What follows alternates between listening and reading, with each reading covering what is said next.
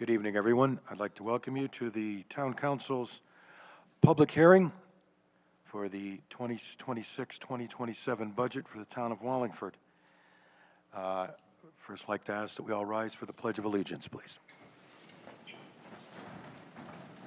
I pledge allegiance to the flag of the United States of America and to the republic for which it stands, one nation, under God, indivisible, with liberty and justice for all.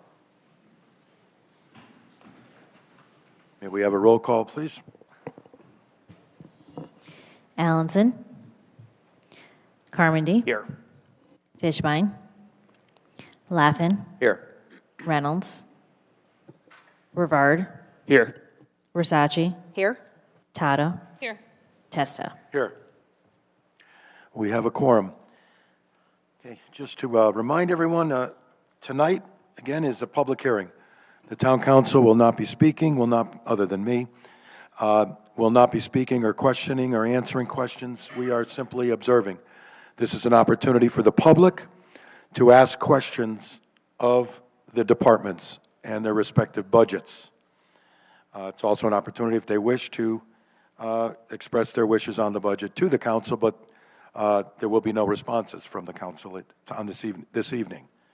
What my plan is, since all of the departments were asked to be present, I'm going to run down the list of town departments, and if anyone anticipates having a question for that department, just please raise your hand. At the end of that roll call, if you will, all those departments for whom there are no questions would be free to go home or wherever you go. And at that point, I'm going to run down the list now. I'm going to take my time so we don't miss any hands. And I'm going to follow the order that we did the workshops in for those departments. Just, it's easier. So the Board of Assessment Appeals, the Board of Ethics, Capital Appropriations. Okay, that one. The Finance Department, which would cover debt service, contingency, pension contributions. I anticipate that one. Did Mr. Senna. Economic Development Commission. Excuse me. Government Access Television. Human Resources. That would cover risk management, employee insurance and benefits, okay. And insurance, property, and casualty. So Human Resources is a yes. And risk management. Information Technology, okay. That's a yes. Law Department, that's a yes. Mayor's Office. Probate Court. Program Planning. The Registrar of Voters. Town Clerk. Town Council. We can't leave, though. Okay. Board of Education, Cafeteria Fund. Hallelujah for you. Health Department. Library. Parks and Recreation. That's a yes. Senior Center. Social Services. That is a yes. That would cover social services and social services contributions. Okay. Veteran Center. Did I see a hand? Veteran Center. Okay. Youth and Social Services, that you're already staying. Okay, that's going to be a yes. Animal Control,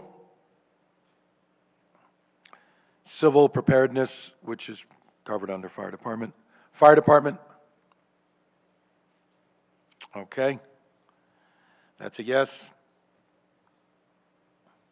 Police Department. Is that a yes? Okay.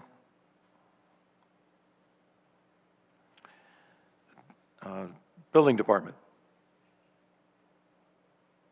Conservation Commission. Inland Wetlands.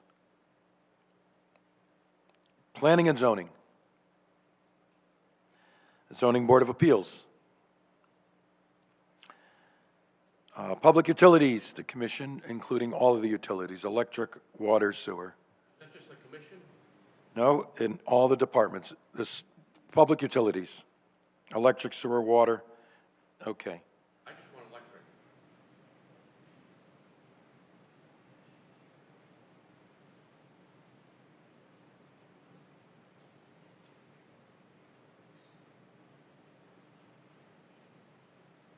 Just electric? No sewer, no water? I'll leave it to Mr. Hendershot to decide. There will be no questions for the water and sewer divisions. So, just the electric division. And none for the Public Utilities Commission itself, their budget. Okay. Public Works? Okay, that's a yes. Engineering? That is a yes. The cap and non-recurring fund? Well, Mr. Sena's going to be here anyway, as well as the 6-year capital fund. I'll just keep that as a yes. Okay, I don't think I missed anyone. Mr. Chairman, may I recommend going through the organizations that would receive money from the social services contribution? They're not here to be questioned. They're not? No, they haven't been and they aren't. I didn't ask them to. A couple of them might be, but Okay. all questions that would be regarding our contributions to those agencies and or other groups will be handled by the departments that included those contributions in their respective budgets. Okay.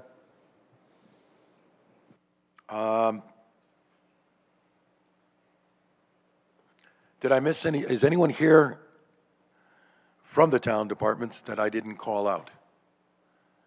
Okay, if you didn't get a yes, I thank you for being here.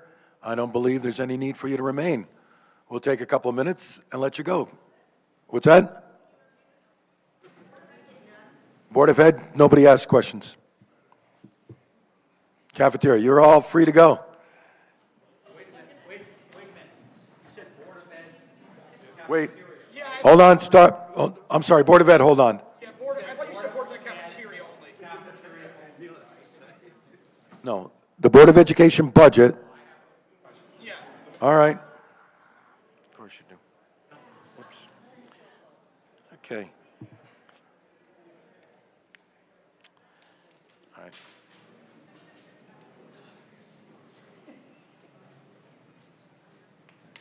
I can't hear you. But let people leave.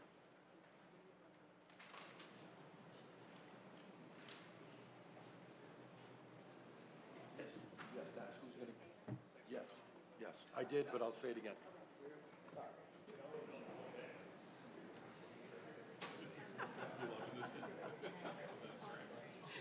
Once again, if anyone has a question about any of the social service contributions or the athletic leagues or any organization that was given a contribution, they will be able to ask questions about that of the mayor and or the youth services director and or park and rec director. So, I'm going to take a 1-minute break for a second.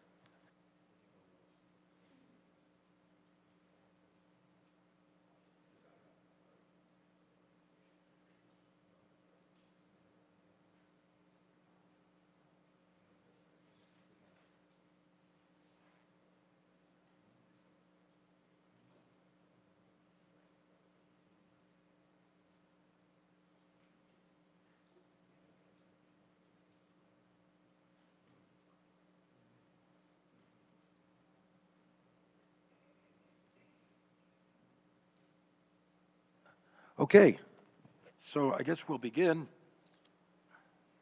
with, well, I'll do this alphabetically. We'll start with the Board of Education. Board of Education, please come up, and anyone who has questions of the Board of Education, please come forward.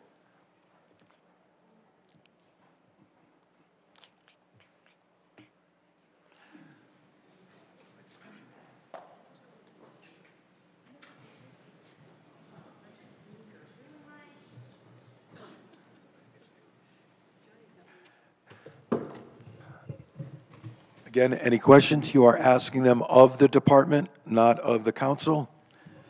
And just identify yourselves, please, if you come to the microphone.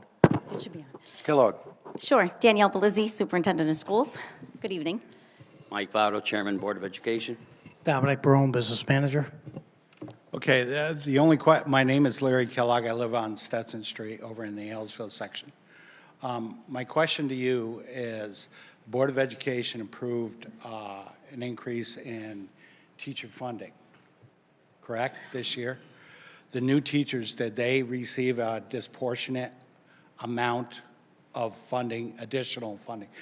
In other words, did the new teachers get a raise in their funding Yes, proportional to the experienced teachers? correct. So they all, I don't have it in front of me exactly what the breakdown is of exactly what they got, but it's an overall, because if they're moving up step, it's a GWI, and then it's accounted for as it moves through. So each step increase is accounted for that. One of our counselors was worried about when they approved basically a tax rebate for a developer for 100 units to include teachers into that group. So I assume that teachers aren't making enough to afford their own apartments, new teachers? I don't know that you could assume that, but Okay. the contract is. Well, on- we'll leave it at that. But I Okay. would just say the contract is on the website. If you go to the Okay. website, I- under HR department, you could see the teacher's contract. Okay, and you're going to hear this more than once. The demographics in Wallingford right now, according to 2023, on their own website, the town website, is 36% of the population are seniors. Most of the seniors are on fixed income. Okay? What are the seniors getting for I believe it was 4.5% this year? Excuse me, Ms. Kellogg, the upcoming teachers year. have a contract that's negotiated. Contract. Right, so the teachers have a negotiated contract. It's a 3-year contract, so. I understand that, each year- ma'am. I'm asking, what are we getting for that? I'm a senior. I'm on a fixed income. My COLA does not include 4.5%, Okay. all right? Even though I have to pay more for my insurance, I have to pay more for everything, just like the teachers do, Correct. okay? So where do we justify, what are we getting in return? What are the seniors getting in return for a 4.5%? I don't think we're going to, So we're not going to get anything? Is all that money going, is it going to the students or is it going to the teachers? Well, well, the teachers if are it's the providing teacher's to the contract, students. right. So you're Okay. asking about the salary increase for the teachers is 2.5%. If you're asking for what we're asking overall for our budget, it's not a 4.5% increase. And so, you know, the increase that we're asking covers not just salaries for the entire district, but it encapsulates everything within our budget. So our sustained is So benefits. what is that amount? What is that percentage? So our percentage that we're asking for this year is a 2.79% increase So you're from asking last year. 2.7. Correct. My mistake. That's okay. Okay, I'm I'm just sorry, asking because I what was we're trying to getting. figure out where the 4.5 What- was coming from, so I'm like, wait. Well, the budget meeting that was, I'm sorry, the town council meeting where the school board came in here and they approved Right. all the raises for the contract. I believe the contract lowest amount was just slightly above 4% for 3 years. Is that correct? So it's I'd have to go back. I don't have it calculated in front of me for all 3 years. I just have in front of me what the first year is. What's the contract? What's the amount for the contract for the first year? You say you have it. 2.5% increase, GWI percentage. The teachers are only getting 2.5% increase this year? Correct. Coming up? Correct. Okay, thank you. You're welcome. Okay. Mr. Comerford?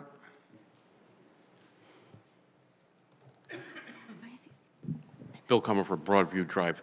I haven't really had a chance to look at your waterfall plan, because obviously it changes by how bad the rain is and how much it affects your waterfall.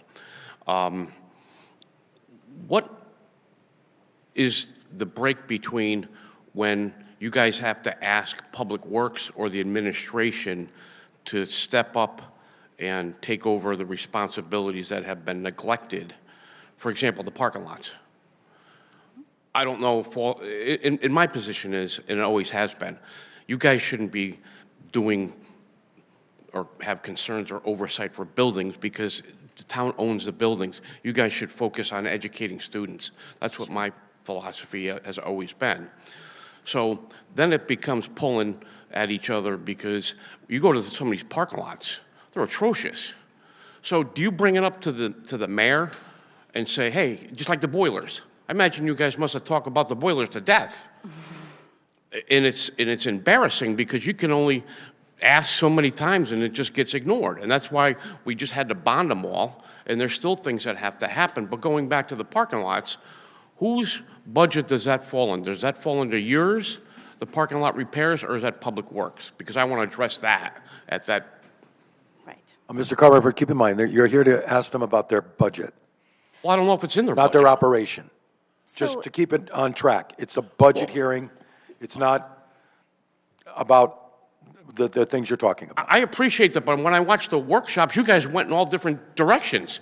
But I only get one bite of the apple from all these department heads, right? But I get shut down for a simple question. Okay, let me ask this, Ms. Belize. Does it fall, the parking lot repavement fall under your budget?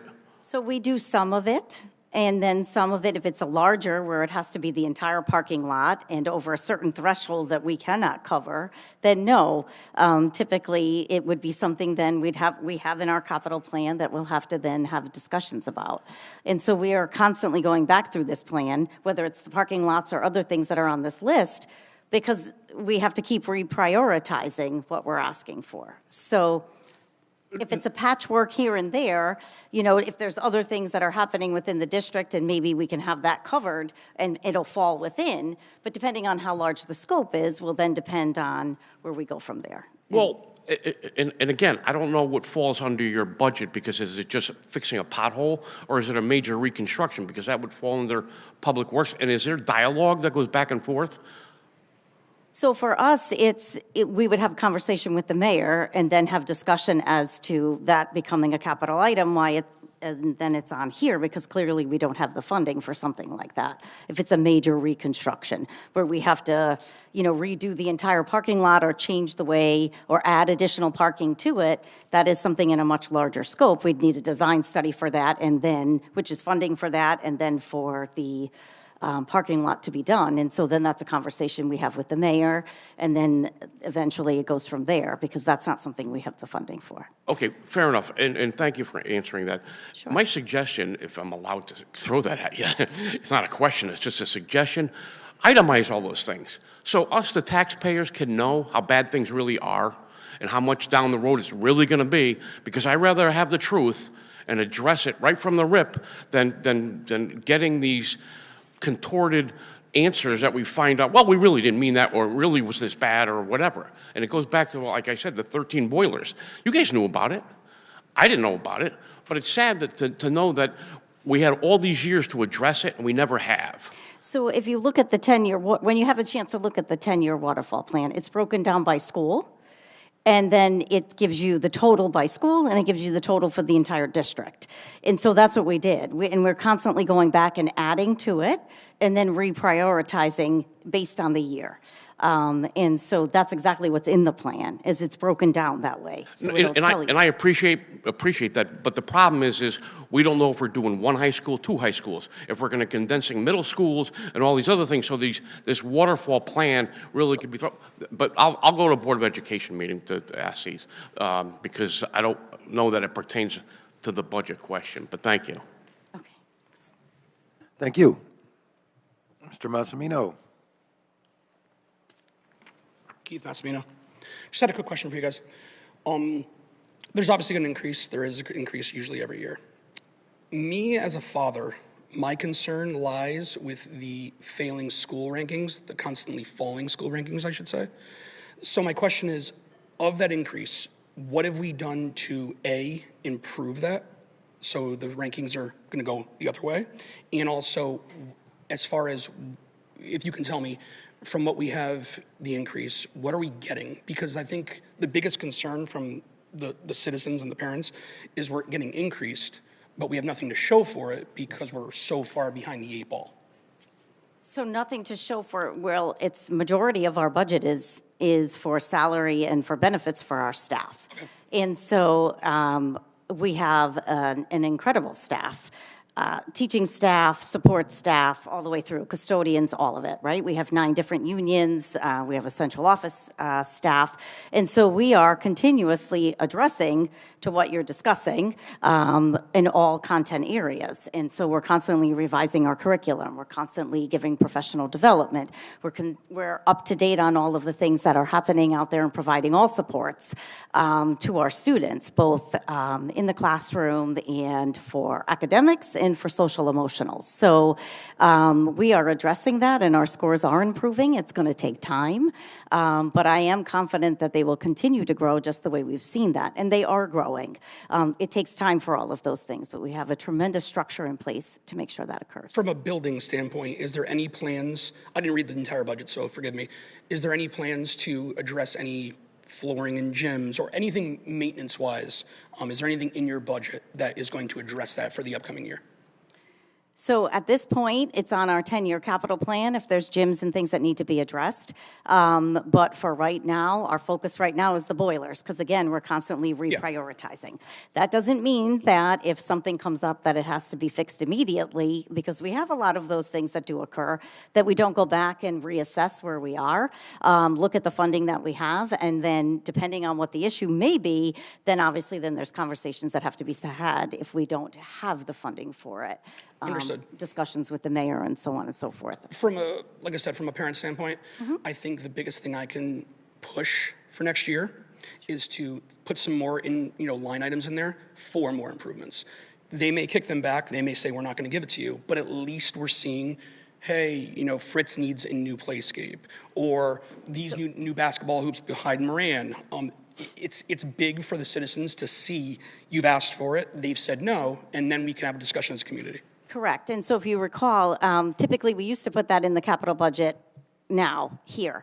However, we had discussions in the fall, so we sort of did it ahead of time from this budget. And so we kind of got the scenario changed a little bit, the timing of it. And so we've spoken to the mayor in the fall, and so we kind of got our capital items earlier this year in September. But if we already have a list of things that we'd like to have conversations with the mayor about for this summer that maybe will come in the fall again. So I don't know if this is going to be our new pattern where we're kind of a little off than the way we've typically done it. But next, in my mind, if things don't change in terms of the maintenance of the buildings, is to look at all of our playgrounds, because I do know all 8 of our schools are in need.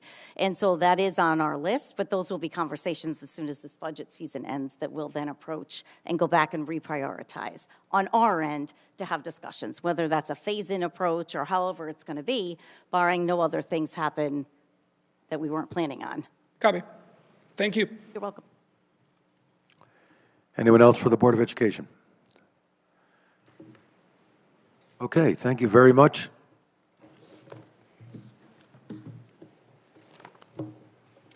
I'm going to move around a little bit as opposed to alphabetically, try to keep things related to the people that be handling them. We're going to move on to the engineering department. Please come forward, and anyone with questions for the engineering department budget, please come forward. It's on page 49 of the budget. Oh.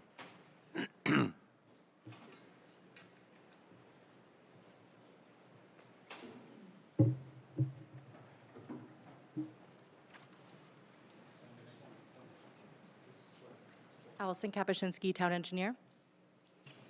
Thank you. Bill Comerford, Broadview Drive.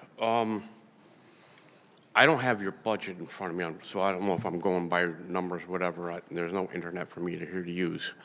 I ask this every year for at least the past decade.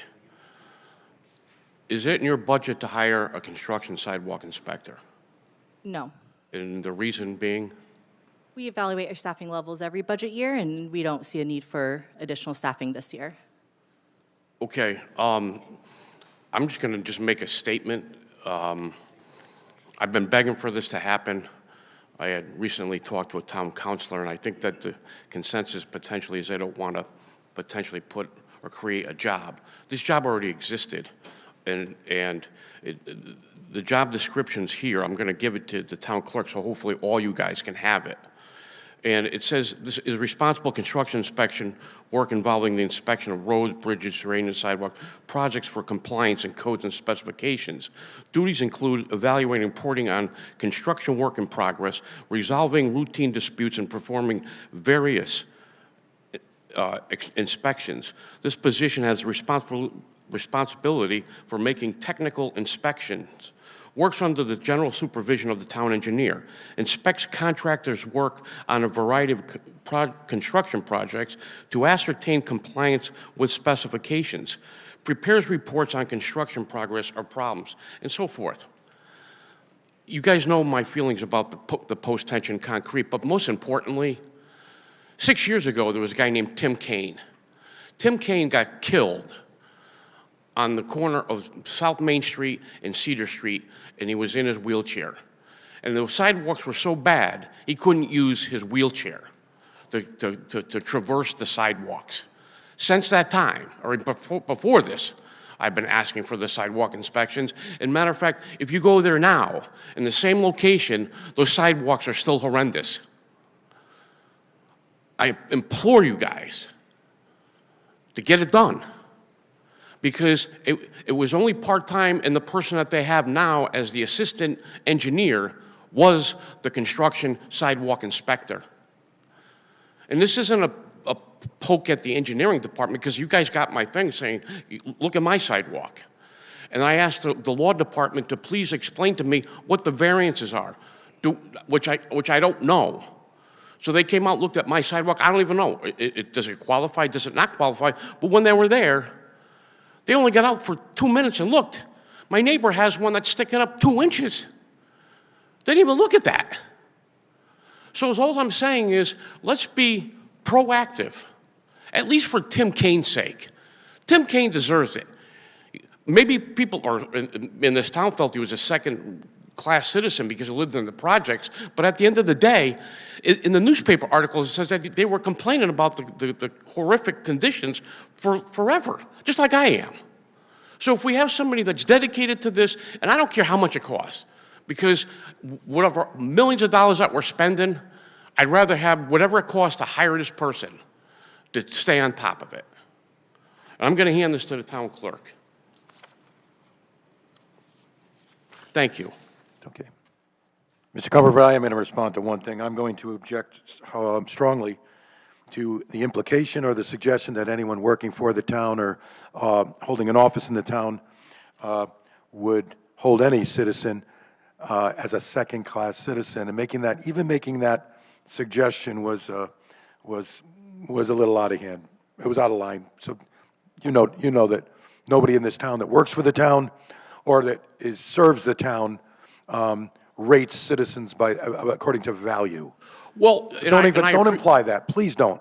And Thank you. I appreciate that, and, Okay, I apologize if there was. Thank you. But at the same time, I was asked from people that live down in the projects to get involved. You remember correctly about the housing authority, and that once I uncovered what was going on, they didn't have any money to do repairs, but they went to the casino and spent 10 grand. So if those people, including your former Republican town committee chairperson, really cared about the people that lived in the housing authority, they wouldn't be spending 10 grand at the casino. Thank you, and thank you. All right, thank you. Thank you. Anyone else for engineering? Mr. Massimino. Before giving out ratings from public officials to citizens, I would love to see mine, but I kid. Okay. Quick question. How many engineers and assistant engineers are on staff? We have town engineer myself Yep. and an assistant town engineer. I'm the only professional engineer licensed on the staff. Understood. Did either of you get raises this year? Yes, You or the assistant? both. Okay. I just wanted to know how much I was paying more to not inspect Community Lake. That was my question. Thank you. Anyone else? Engineering? And, okay, thank you very much.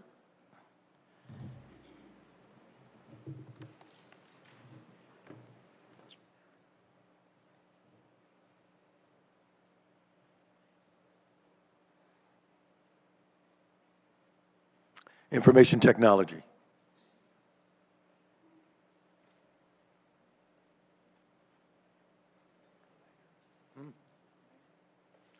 Mr. Mayor, who might be able to answer questions about IT? That would be Mr. Senna and myself. Our new IT director started today, and I really didn't think it was fair for him to be in a position to answer questions on a budget he inherited hours ago. Oh, come on, that would have been fun. Yeah, for That you. would have been great. Yeah, right? Welcome to Wallingford. Anyone have someone had a question about the information technology? Yes, please. Identify yourself.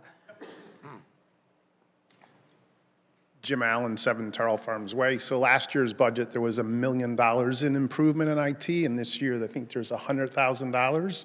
And last year, we talked about IT efficiency. Looks like this year, we subcontracted out the electrical payments to an outside party, is charged 3.5%, and said it made the town more efficient. So when you make something more efficient, you should reduce labor wages, you should reduce healthcare benefits, yet we never point that out. So my question is, over the last 2 years with the $1.1 million, where's the improvements and where's the efficiency improvements? I think the town employees are still waiting for direct deposit, which was promised like a year ago. So we talk about the efficiencies. We need to talk about what they are and what they're going to save us. Thank you. Thank you, sir. Okay. We'll move on to human resources and risk management.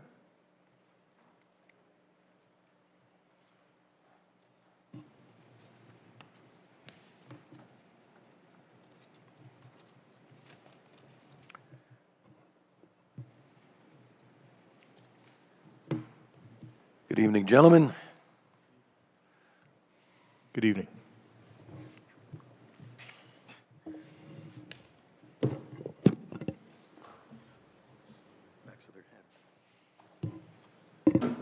Phil Comerford, Broadview Drive. Please just, gentlemen, if you just identify yourselves, please, for the record. Kurt Schreiber, Risk Manager. Jim Hutt, Town HR Director. Thank you, Mr. Comfort. Okay, go on. I watched the workshop meetings, and I think one of the town councilors asked you guys if the new position that you guys were going to create to have Mr. Schreiber mentor him, I don't want to put any words in anybody's mouth, but take him under his wing and so forth. I think that one of the town councilors asked if that person would be doing sidewalk inspections. Is that true? That person would be doing what I just read off? No, that's a different job function. Okay. Thank you very much. My next question is, every year I get the annual law report. I don't know if anybody from the town council does, but it says somewhere around the neighborhood around 87 workers' compensation claims against the town are active. Does that fall under risk management or does that fall under law? The handling of workers' compensation claims falls under the Risk Management Office. Okay, and is there a tracking of certain amounts of claims that increases the cost to the taxpayer? In other words, if there's a similar tracking of, say, hard hat issues or something, is there a common denominator on them as far as our experience goes to reduce our exposure? I'm not understanding that question. In other words, if there's 87 clients that have filed a claim against the town, and 50% of them have the same injury, do we track that so that we can say, as the risk manager, yeah, let's reduce it, and this is how we need to address it because there is potentially the same reoccurring issue, and it's causing the taxpayer to pay more? Is there a tracking system? We do look at trending And if there are specific trends, we do address those.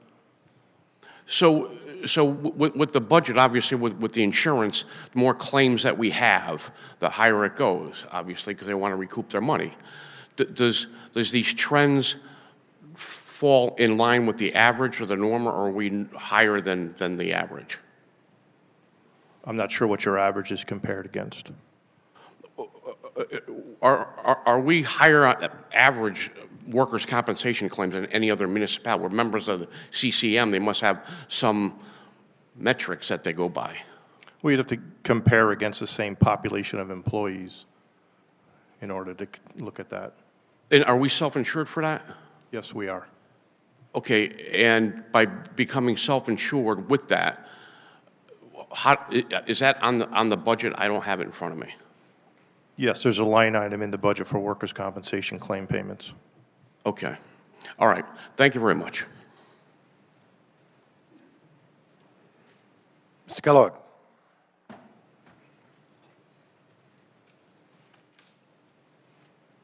Larry Kellogg, Stetson Street. Just basically a question for you guys. Do you guys assess pedestrian accidents under risk management? I'll give you a perfect example of this. And the council knows it. I've been complaining about Parker Street and North Turnpike Road, that traffic signal right there. The light turns green, allowing traffic to turn into the pedestrians, while the pedestrian light that allows people to cross, you know, the little guy, is lit. Do you guys assess that? And who does that fall under? That would not be a specific area that we assess unless a complaint was brought forward or is an issue. But that definitely would be, several departments would address something like that between police, engineering, possibly public works. Okay, so risk management doesn't look at what it's going to cost the town if anybody gets hit in that intersection. Because there's a state law and an actual local law that says if the town knows about a known issue and there is a accident of any kind, falling down, sidewalks are a perfect example of that, okay, then the town is held liable by a statute under the state law. So the risk management does not look at any pedestrian. And I'm not just talking about that. If you go down to CVS, push the button there at that intersection right there, it allows you to get halfway across the street before the light turns green, allowing traffic to try to run you over. Thank you. Thank you. Anyone else? Okay. Yes, sir. Jim Allen, Tell Firms. So is this HR and risk? Yes. So more of an HR question. So I believe the mayor was quoted in the paper that our bargained contractual wage obligations is 7.05%. I think we heard the board ed say that their contract was 2.5. State COLA is about 2.5, plus step increases brings them to 4.5 to 5. My question is HR negotiating the contracts? Who's negotiating the labor contracts? That would be me. So is that true that there's a 7.05% increase? So I haven't seen that data. I'd have to rely on the source for that. The mayor stated it's in the paper. Mr. Chairman, may I? Please. Yes. Of the total increase in general government, the 2.5% increases on wages amounted to 7.9% of the budget increase.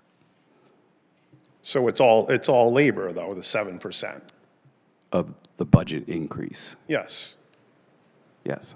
Okay, and then my other question is healthcare benefits, right? If you look at every line item, every department, the healthcare benefits are going up. I know contracts very well. Most contracts allow you to go shop the insurance as long as you keep the same insurance. Do we do that, or do we just take the increase from the incumbent insurance company? So we go out to bid with an RFP for health insurance? Okay, thank you.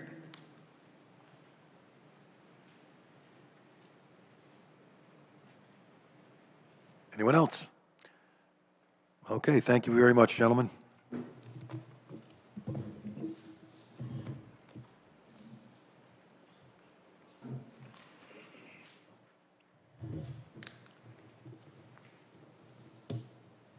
We'll now move on to the Law Department.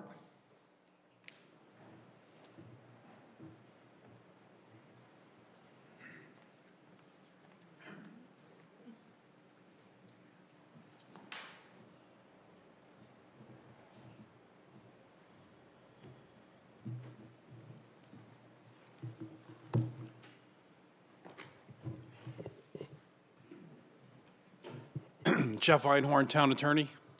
Janice Small, Corporation Counsel. And Bill Comerford.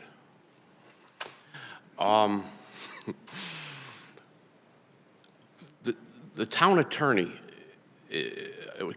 your wages are what, 51,000 or thereabouts? As Town Attorney? As town attorney. No, higher. Pardon me? Higher than that. What's the number? I tell you in a second. Believe it's 63. 63,000. And is that set by a certain amount of hours? How does that work? According to the contract, it's about 15 hours. 15? 15 a week? Yes. And what happens if you exceed that? I do more work. For free? Correct. Okay. And is there a job description for that role? Charter has a description in it. Okay. And the assistant town attorney, what's that pay? About 53, the number you were talking about. 53? And same thing, 15 hours? I believe that's true, but I'd have to check. And that's under contract? It's not a contract, it's an appointment, but it's stated in the letter of appointment. That the expectations is 15 hours a week? Yes. And that all gets run through your office as far as monitoring the hours? Monitoring, it's getting the work done, but yes. Okay, so, for example, before you used to be the assistant town attorney, and when I did my FOI request, and Janice gave me a lot of stuff to look at, and I appreciate that, there was communications that were going back and forth with your paralegal. Was that billable, or does that fall into yours? It's none of it to the town is billable. It's a salaried position. Even as assistant? Correct. Okay. And when you exceed the 15 or whatever it is, it's almost like salary then? It is a salary. Okay, I wasn't aware of that. That's great. Yeah. All right, thank you very much. Anyone else for the law department? Yes, sir. Jim Allen, and their budget related, I believe. So one big question, and I'm sure it's the elephant in the room, is choate. All right, there's a Connecticut statute that exempts organized exclusively for educational purposes. All right, choate keeps taking residential properties off the tax roll for housing. They took over the Victorian Inn. I learned this weekend that they charge people to stay there $200 a night. That come off the tax rolls. So my question is the law part looking at that to see what meets the statute and what doesn't? There's plenty of precedent in Connecticut towns. We all talk about choate. Yes, it's beautiful to be part of the community. They don't contribute anything to the community as far as in-kind donations. Have them buy some police cars, have them buy a fire truck. I'll take the mayor and the choate president to lunch. I'll pay for lunch and we'll talk about it. So my question is the law department looking at those statutes and what should be taxed and what shouldn't be taxed? And my second question has got to do with Masonic Care, which my understanding has an agreement with the town that they're not paying school taxes, right? They only pay real estate taxes. Every time I drive past Masonic Care, not a great thing. There's always a fire truck and an ambulance there. Great thing that the town provides those services.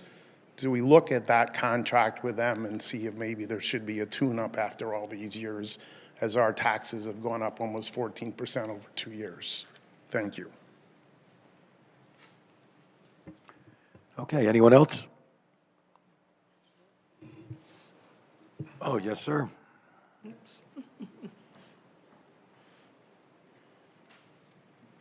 Again, a real quick question, and it kind of relates to choate. Who does audit them? Who does the what? Audit. To Audit ensure as in that the terms- property like, that they claim is non-taxable under their, I gather it's a non-profit, whether it's a 403C or whatever. Who audits that? They applied to the assessor's office, and the assessor's office does an analysis of their application to determine whether or not they fall into the exemption. Do they pay the pilot funds? They do not required by law to pay that for something that's exempt. So the state doesn't pay the town any pilot funds in lieu of them not paying the town any taxes? Correct. I don't know if maybe years ago they made up for some things that they hold exempt on. I'm pretty sure that's not on the list. So what benefit is the town taxpayers getting Hold from on, Joe? that's outside the I'm sorry. law department's budget, but you're welcome to bring this up at a town council meeting. Okay, thank you. You're very welcome. Okay.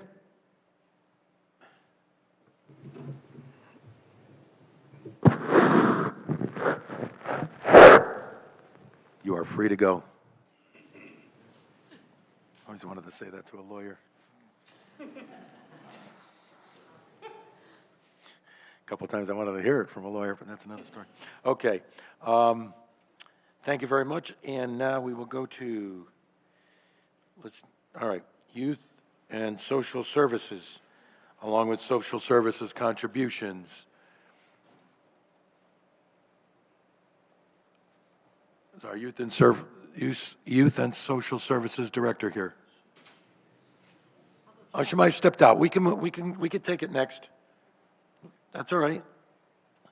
We're not going anywhere. Okay, to Park and Rec. Parks and Recreation, please.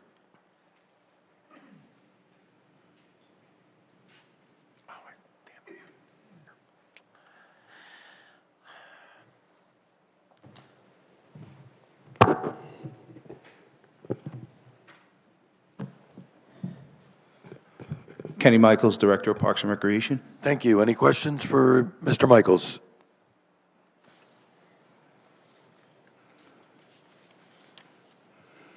Mr. Michaels, forgive me, I don't have your budget thing in front of me. That's okay. Apologize.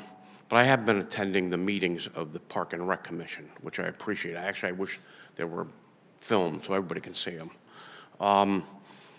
Does the theater company fall into your budget? Yes, it does. Because, and I don't have it in front of me, I apologize. When I was there, are you proposing they get money in your budget now? Do I propose it? Yeah, is it in your budget? It's in my budget. Okay.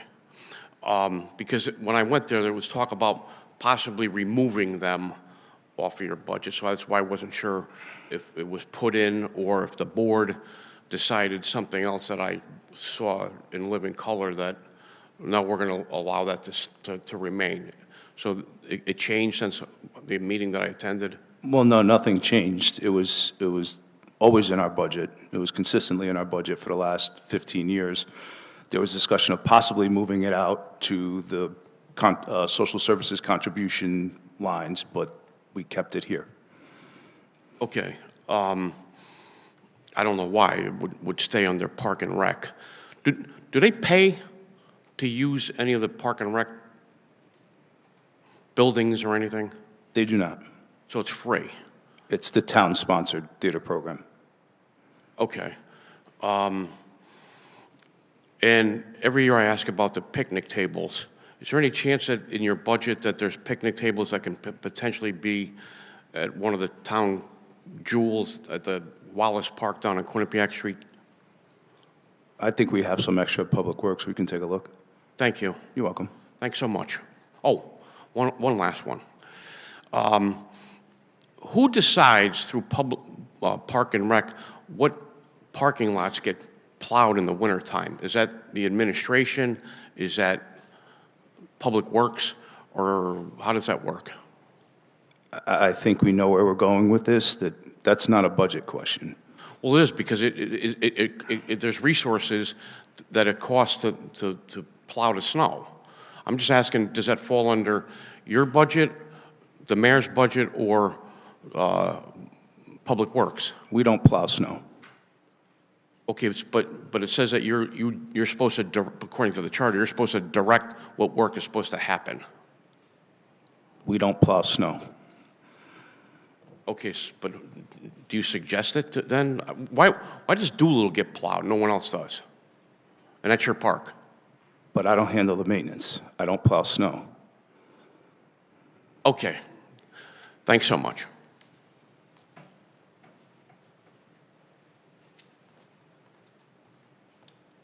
Keith Massimino, do you order the blocks in front of the parks? What blocks? The blocks that go up every winter, blocking Do I the parks. order them? Yeah, who's in charge of putting them there? That's not a budget question. Yeah, it is, because I pay for it, and it's in the budget.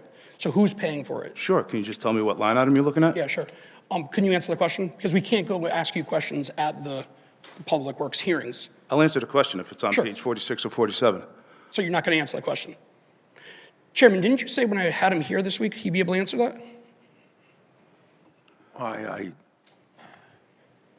would have expected that. Yeah. You'd get an answer for that. Yes. Okay, thank you, I'm just I know, curious. I mean, I did say that these need to be budget related, but some operational questions do seem to carry over, and I've been leaving it a little wide open, and letting people ask the department heads. So should I ask Mr. Mitas about it? How things are done, so I would respectfully ask Mr. Michaels to answer a little bit more forthrightly some of the questions he's getting. So again, I ask, who's in charge of putting the blocks in front of our parks? That is Public Works. Thank you. Line item 56782, the porta potties. Last week there was a little discrepancy. You came on and stated that the people said they didn't want the porta potties, and then a citizen came up and said that's false. They don't want the porta potties. So it looks like we're paying $32,000. Have we looked into what it would cost to open up all of the bathrooms? I'm a little confused. You said that. I said citizens don't want porta potties. No, sorry, you said citizens do want them. And then the citizens came up and said, no, that's not true. They want the bathrooms open.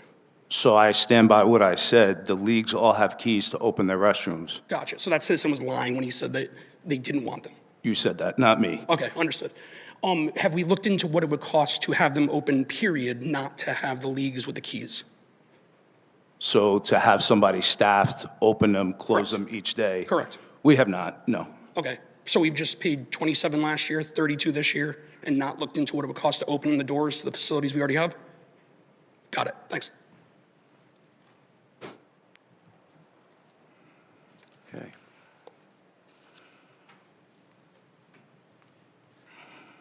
Jason Michael, believe it or not, this is about porta potties as well. But I had sort of the same questions. It would seem to me that I don't understand why we would entertain paying $32,000 for plastic toilets that sit, for the most part, outside of plumbed buildings in parks, and not allow our citizens to use the plumbed buildings. It would seem to me that even maybe a 15-hour-a-week worker could open them and close them for less than $32,000. And I just wanted to mention, because I started looking at it and I went back at budget after budget to 2008, we have spent $309,620 on porta potties that sit next to locked bathrooms. I don't know if that's been examined by you as to the cost of what it would take a worker to open or close, or just leave them open. Our surrounding towns all open them in April and close them in November. Has that been taken under consideration? No, it has not. So who actually makes the call to lock them? Like, who decides that they're to be locked all the time from adults using them in parks? Well, they're not locked all the time. People reserve a park, reserve a pavilion, they're given a bathroom key, they're given a key to access the park. They can utilize the bathroom. Right, they're given a key because they're locked. So they're locked all the time unless you have a key, right? Correct. Okay, so who decides that they're locked at all? That's been, I guess eventually it falls on me, right? I'm the director. Okay, so you can decide not to lock them. Who's going to manage it? Who's going to maintain it in that time frame? Who's going to make sure that nothing's getting vandalized, nothing's getting broken? You're on the rec commission. You didn't make any motion during your tenure to keep them open. Sure about that? I'm almost positive. Fair enough. Thank you.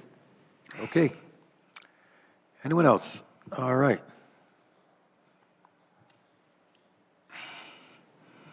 Jim Allen, Terrell Farms Way. I'm not going to talk about porta potties. I'm afraid you have to. Join the club, Jim. That's all that's on the agenda. Listen, the Park and Rec, there's a lot of programs. You look around towns, I think our Park and Rec does a pretty good job with that. and I think that they get a fair amount of out-of-town residents. So again, I asked you last year about looking at charging out-of-town residents a higher rate than in-town residents so that we can generate some income out of that. I think last year said it's about $3,000, but $3,000 is $3,000. And my other question is, back to our good friends down the street, Choate pays a resident fee, right? They're not paying any taxes in town. So my recommendation is we just look at that. I think there's something there. Thank you. And Jim, if I could, just to let you know, that Choate was generous enough, they did donate their ice skating rink for us this year for our public skate. So we are thankful for some of the resources that they do give us. All right, well, thank you very much, Mr. Michaels. Have a good evening. And now, let's move on to Fire Department, including EMS and Emergency Management, Civil Preparedness.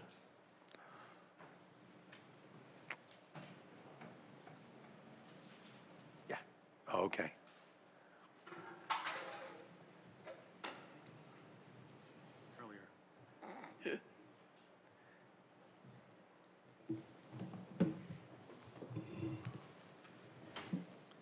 Good evening, Jim Buck, Fire Chief.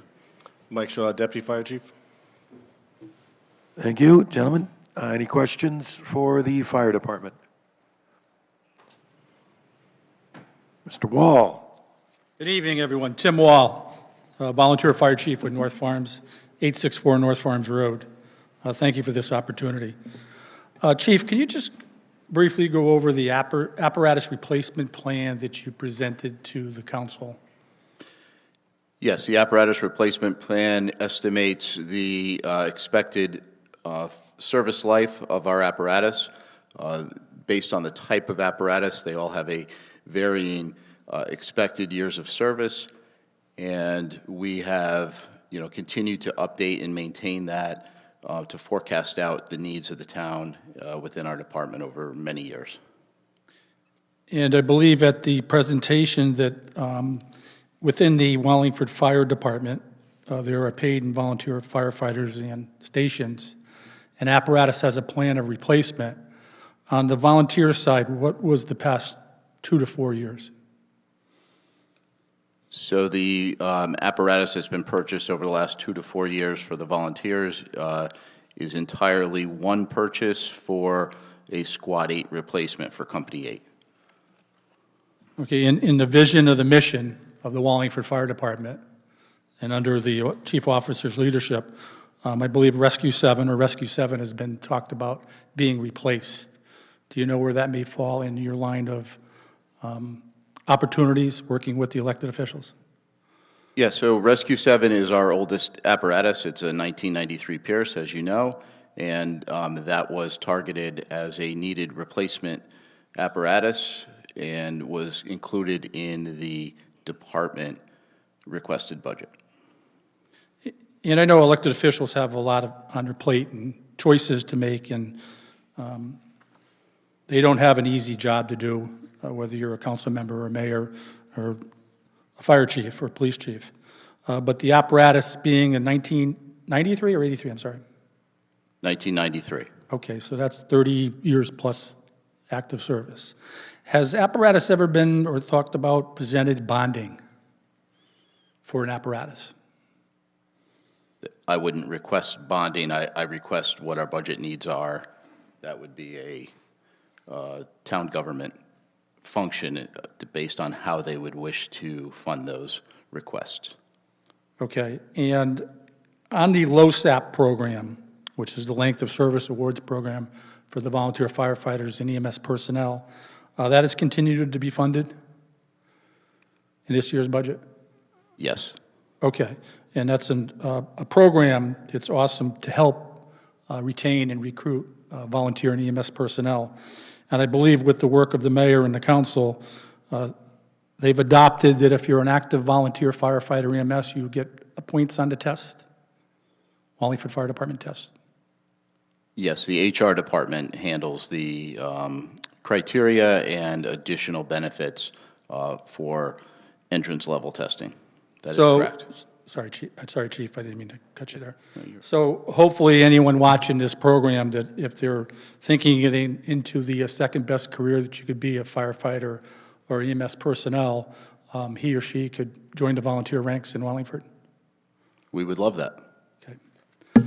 The other one is, wanted to ask about the discussion of the safety officer. As you came on board approximately 18 months ago as the new fire chief, and you and your administration have done a tremendous job. And the men and women of the fire service are proud to work with you and your administrative staff, your chief officers. I think something new you've been designing or bringing to Wallingford is a distinguished role of a safety officer. And if I remember the presentation, you're looking for 4 and you have 2, or you have 2 and you want 2 more. That's 4, I guess. So can you explain that role? Yes, and the correct title is the Medical and Safety Officer. Thank you. So it combines a dual role of an ALS provider who is providing medical care, and that individual will also function as the safety officer at major incidents. The presence of a safety officer early in an incident is often seen as a critical step to ensuring responder safety.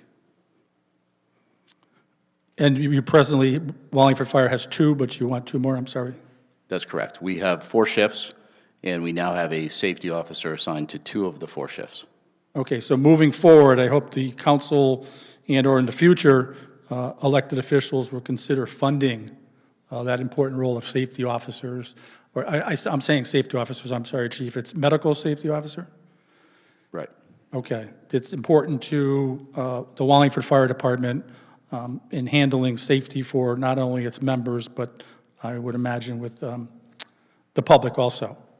And last, when I was at the meeting last week or 2 weeks ago, I talked about individuals from the council coming to a training open door with the North Farms Volunteer Fire Department, just in case 864 North Farms Road, if you know where that is. But with Masonic Home and working with the fire headquarters, there's tremendous training. Wallingford has a jewel of a training tower, and I thank as chief of North Farms for training, and support of Mayor Savoni and the council to continue to support that. But also, I would encourage you, if you have an opportunity to learn about the fire service, to participate possibly in one of, we call them a live burn, a search and rescue, extrication. So through you, the 2 chiefs here, you all have an open opportunity to come and participate in a safe way. Thank you for the opportunity to speak tonight. Thank you, Mr. Chair. Anyone else? Yes, sir. Mr. Kellogg. I'm sorry, Mr. Go ahead.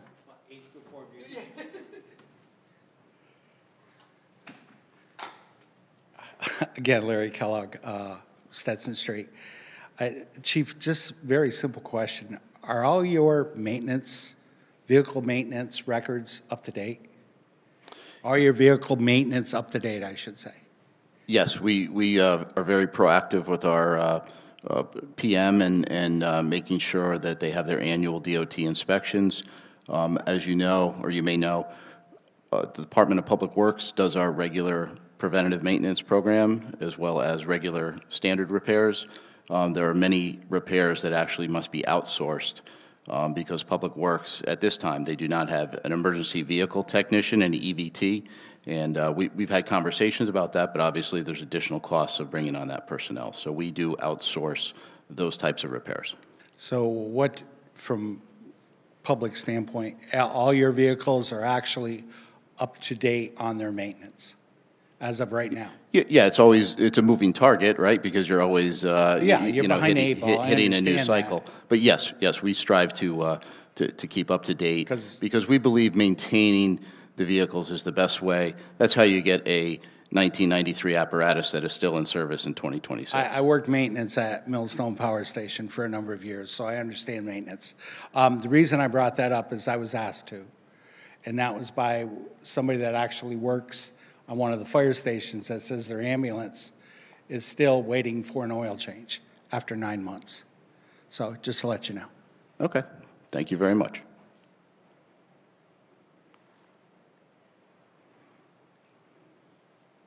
Keith Massimino.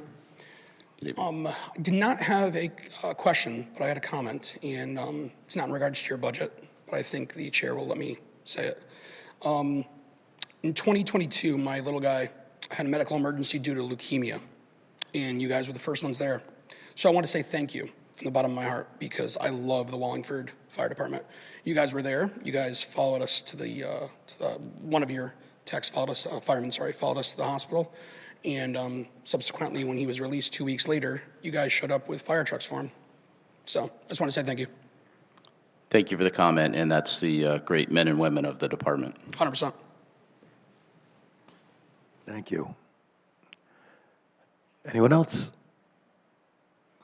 Okay. Gentlemen, thank you very much. I'm going to go back to Youth and Social Services.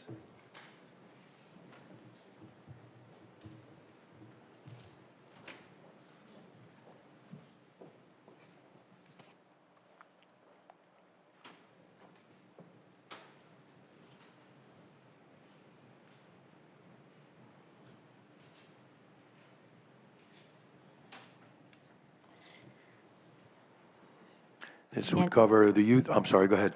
I was going to introduce myself. Yes, I'm sorry. Mandy Miranda, Youth and Social Services, and I apologize for before I had to step out. Oh, that's quite all right.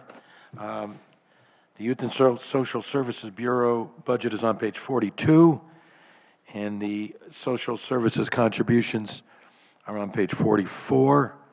And are there any questions for this department?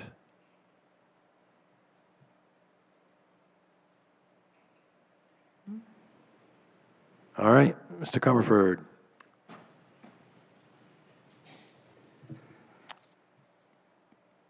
This is also concerning the contributions? Yes, from that department. So I'll let you know if the one you're wondering about is in there, and it probably is. It's most of them. Pardon me? Yeah, most of the contributions to all different organizations and agencies are under that budget. So, No, if I can, Youth and Social Services oversees, I oversee the Youth and Social Services budget. I don't oversee the social services contribution line. I'm sorry, I made a mistake. Mayor, you can correct me. The social service contributions are under health and social services, correct? You're talking about page 44? Page 44. Those are largely the administration. Yeah, so it's really not under, I apologize for putting you under the gun for those. My error. We'll get to those in a moment. Anything specifically on the Youth and Social Services Bureau budget? Okay, thank you for being here. You can stay here we will take those up now. The social services contributions, you may leave. Okay. Thank you very much. Thank you. Apologize for the confusion. So for clarity, who does this fall under? It's pretty much the administration, so the questions on these would go to the administration.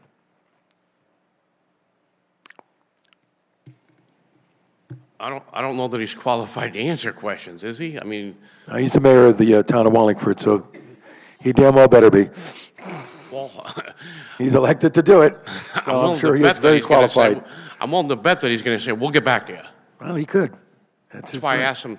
I asked these organizations that's asking for my money to be here, but it got shot down because I would expect. Well, they typically are not here to be questioned individually, and they haven't been in the past. Other than a couple of them in the past have been here, but all of these agencies are not. They apply to the town for funding, and this is a budget hearing on department budgets. So questions about the contributions to all of these agencies should go through the mayor. Okay, I don't agree with your analogy there, but that's fine. You're the boss. Thanks. Mayor, the Center Street Cemetery Association, you're given, or they're asking for like $103,000. They're in violation of, I'm going to call them cease and desist. And you started a committee or group to evaluate these nonprofits, right? The committee reviewed the social service providers. The cemetery is on that page, but it operates pursuant to an agreement with the town. Are you familiar with the agreement? Generally, not specifically. Well, specifically, it says that they have to follow all the procedures of the town's budget hearings. That's in the agreement. So that means they should be here answering the questions per the agreement. Am I wrong? At this point, I can't tell you whether you're wrong or not. Just like I said.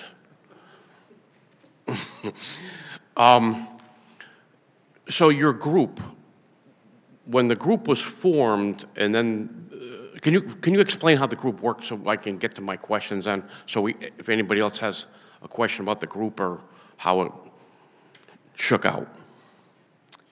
So the group was formed out of department heads who have interactions with social service providers.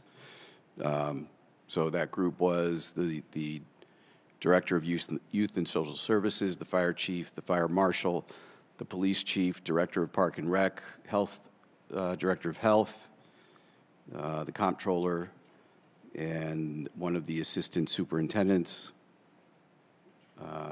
and myself and my administrative aide. Okay, so can you explain to all of us here how the actual meeting took place in evaluating these nonprofits?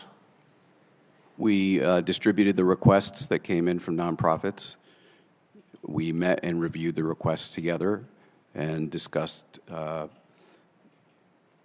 what the benefit to the community would be by funding those requests.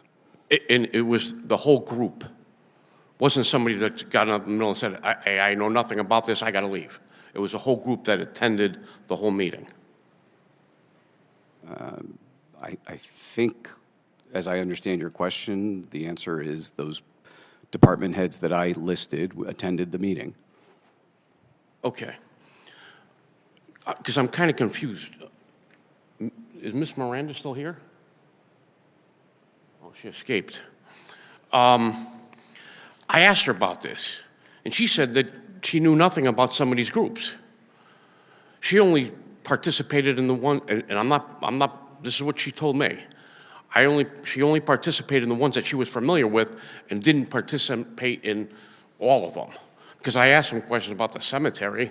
She didn't know anything. I don't know that anybody does. The group didn't, I already explained to you that the group didn't review the cemetery. It's the cemetery's on that page pursuant to an agreement, just like the Wallingford Senior Center and the Senior Center Transportation Program operate the program they operate pursuant to an understanding with the town. So those were not reviewed by the committee. Which doesn't make sense to me because we've already talked about what it says in the agreement, which you weren't clearly aware of, but our town attorney could obviously have looked at it. But they're asking for my money. And you know that there is virtually, I'm going to call it a cease and desist at the cemetery because they were told not to do something and they still did it. Matter of fact, Mr. Boma, who's sitting in the front row over there, asked for it and they said don't do it, but they still did it. So based upon the money that we gave them, they violated the terms of the agreement, used our money to do what they were told not to do. So I wanted to ask the cemetery, how much did they use? How much man hours, how much stuff? And Mayor, do you know if they even bought the artificial turf yet? I am not aware. Well, if they did, would you still grant them the whole full Monty that they're asking for? I'm not sure how that affects their request. Because, they were told not to do something. They're using the taxpayers' resources to purchase something that they were told not to purchase. We know that it's on audio tape that it was purchased. It was already done. They bought the stone, they bought the stone dust. Mr. Beaumont's here, you can answer. No, he's not here to answer that. Well, he's the vice president of the cemetery. Can he answer that if they bought it? If he wishes to answer, he may. Mr. Bowman, can you answer that for us, please? I didn't ask them to be here to answer questions. No, I understand, but he's the vice president, and this is my money. I'd like an answer if they bought it already. I think you guys deserve it too. And everybody out there in TV land, hey, they took our money, they bought something. Can he answer it?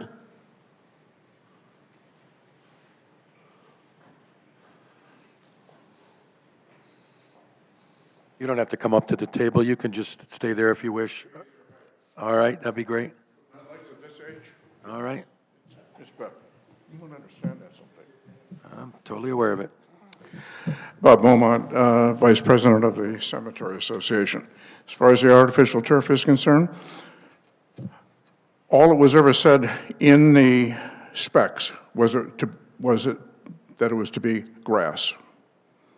It did not specifically say that it was to be grass that was growing or grass that was artificial turf. Yes, I know that that planning and zoning didn't like the idea of the artificial turf. If you have any idea of how much we put into that, trying to get grass to grow there, down through the years, it was a significant dollars, significant amount of time trying to do so. There was a parking area at one point, and there was oil drippings that went into the ground. We have dug out. It has been dug out. There has been a significant amount of work that has been done. The grass does not grow there. Now, we have one of the vice presidents on our board, happens to be a landscaper, has done it professionally for decades. We've gone through virtually everything we can go through to try to get the grass to grow. It doesn't grow. I didn't ask it. I just asked if you guys bought the turf. Bought the turf. We bought the turf prior to finding out that we weren't, that the town didn't like, that the planning and zoning didn't like it.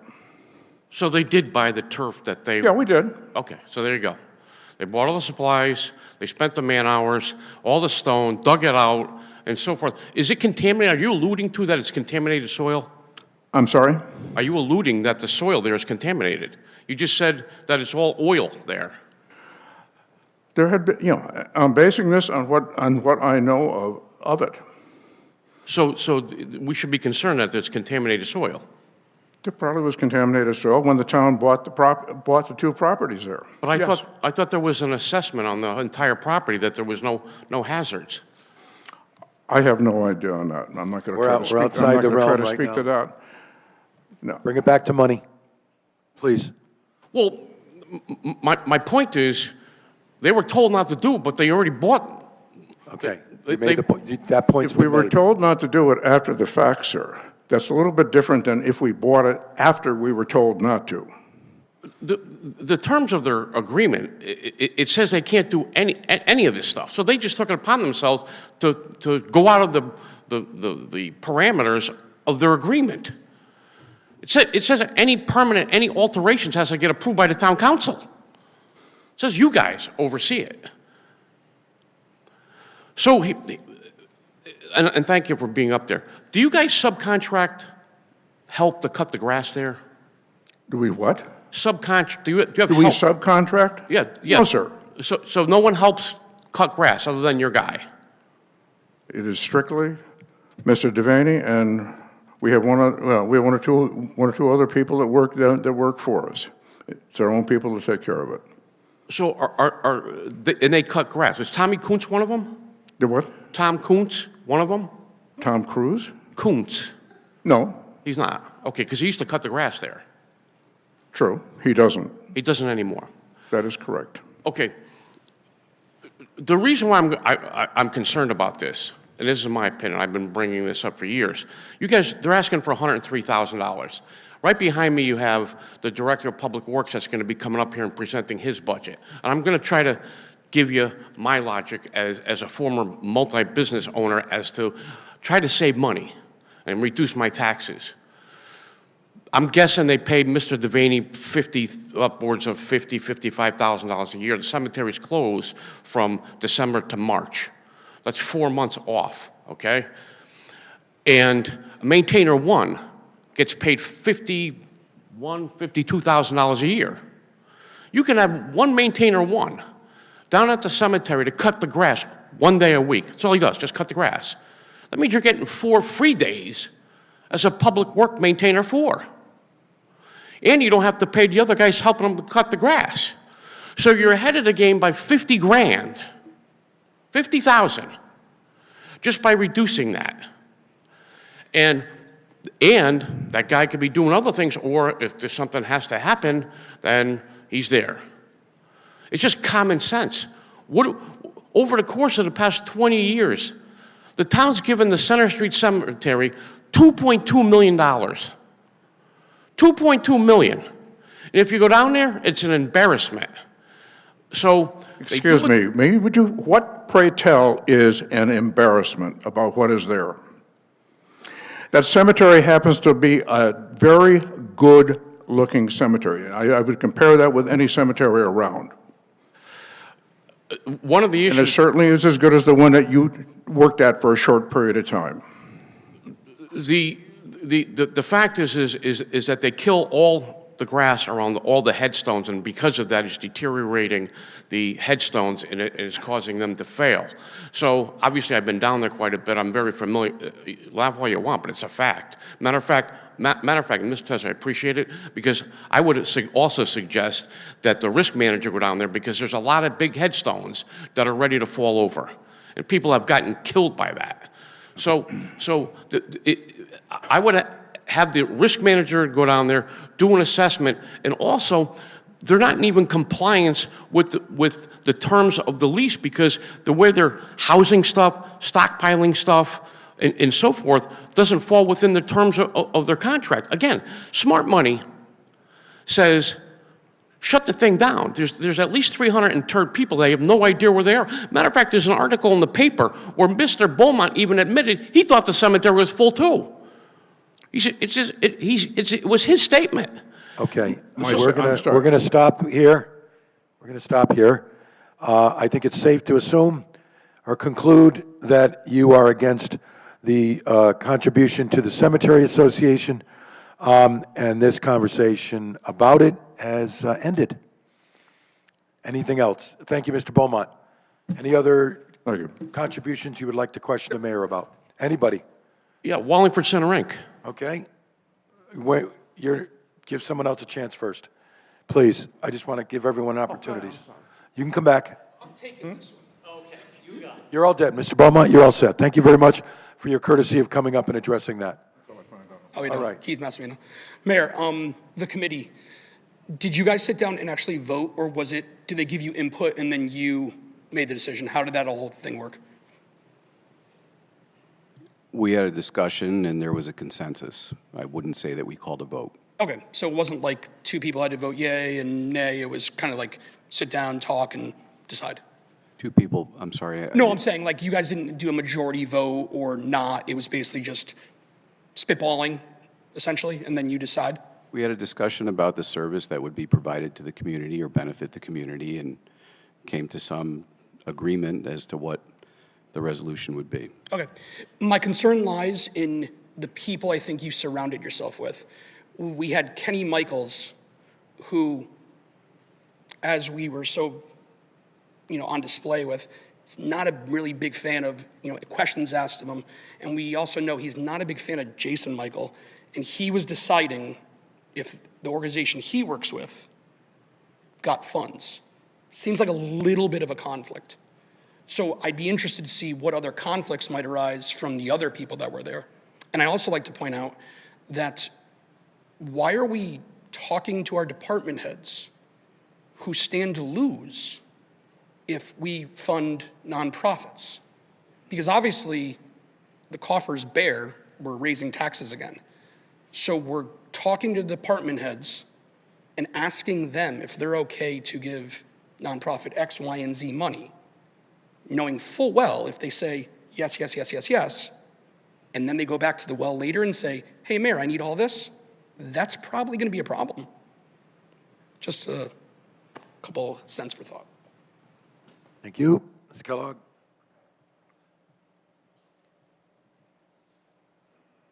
This, I'm sure you're very familiar with the No Freeze Shelter. Mr. Laffin, I'm going to bring up your name in vain.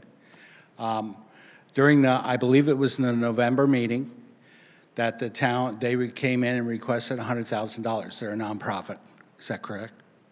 Mr. Chairman, is that correct? I'd have to verify that. They're nonprofit, but Are we talking about Columbus House? I think we're talking about Columbus House handling. Are you talking about the shelter? Yeah, the No Freeze Shelter that they asked for $110,000 that Mr. Laffin said he'd be willing to spend of his own money to just save one person. And that's a quote. That's a direct quote, by the way. Mr. Laffin's a very nice man. Yeah. What is? Unfortunately, we never took him up on it. What is your question? My question is, I didn't see anything in the budget for the No Free Shelter this year. Are we going to have another emergency expenditure at a town council meeting to fund the No Free Shelter, the additional money outside of the Columbus House? Right. Well, the mayor can address his Well, that's what I was asking him, sir. his budget line for what we're paying to Columbus House. So we did include $60,000 for Columbus House. Last year it was 30,000, and then you gave them an additional 60-some thousand. Is that correct? Do you recall specifically? We did increase what we allocated to them. I believe it was an additional Before the winter. 60-some thousand dollars when they originally asked for $110,000. I'll go back to, does anybody audit them? Does the town, we're giving them money. Do we audit them? We determine whether or not the service is provided. They do That's provide not what us I service asked. numbers. I said, do we audit them? And it's a simple yes or no. I don't believe we do. Okay. So we're spending money, not verifying where that money was going, and that was one of the original complaints why that money was cut down from last year or the year before to that budget meeting. And then on top of that, we gave them an additional $60,000, but we're not verifying how they're spending their money, especially when Choate, everybody talks about Choate, Choate supposedly donated all their meals. So if Choate's donating all their meals, the town is paying for Columbus House out of original budget. Where did that additional money go to? Thank you. I don't know who's calling out, but you'd need to come up to yes, you'd need to come up to the microphone, identify yourself, please. Where do you want me? Wherever you feel more comfortable, sir. I don't know this gentleman, so. He's going to identify himself for you, and he's going to answer your question. My name is Louis Gill. I'm the CEO of Columbus House. Karen Gross, Chief Development and Marketing Officer. So. Do you get paid? Every 2 weeks. Okay. You, ma'am or madam? Absolutely. Okay. So that money comes out of the nonprofit, right?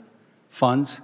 Correct. We are both employees of the nonprofit. So you have an audit that is done, is that correct? Yes. Because of the level of funding that we receive, we have a single line audit done every year by an external organization. Who? What's Mary Kay's? I apologize. This is still my first year. It's a firm out of Hartford. I can tell you the name, the first name of our partner, but I can get you the name of the firm, and I can also supply a copy of our audit. So our administration does not know or does not ask for that audit, but you're doing an audit. Why? Because it's a requirement by any organization of our size that receives funding at the level that we do from the federal government. So what you're telling me is all nonprofits have to get audited every year? Not No, all. I'm sorry, not all nonprofits.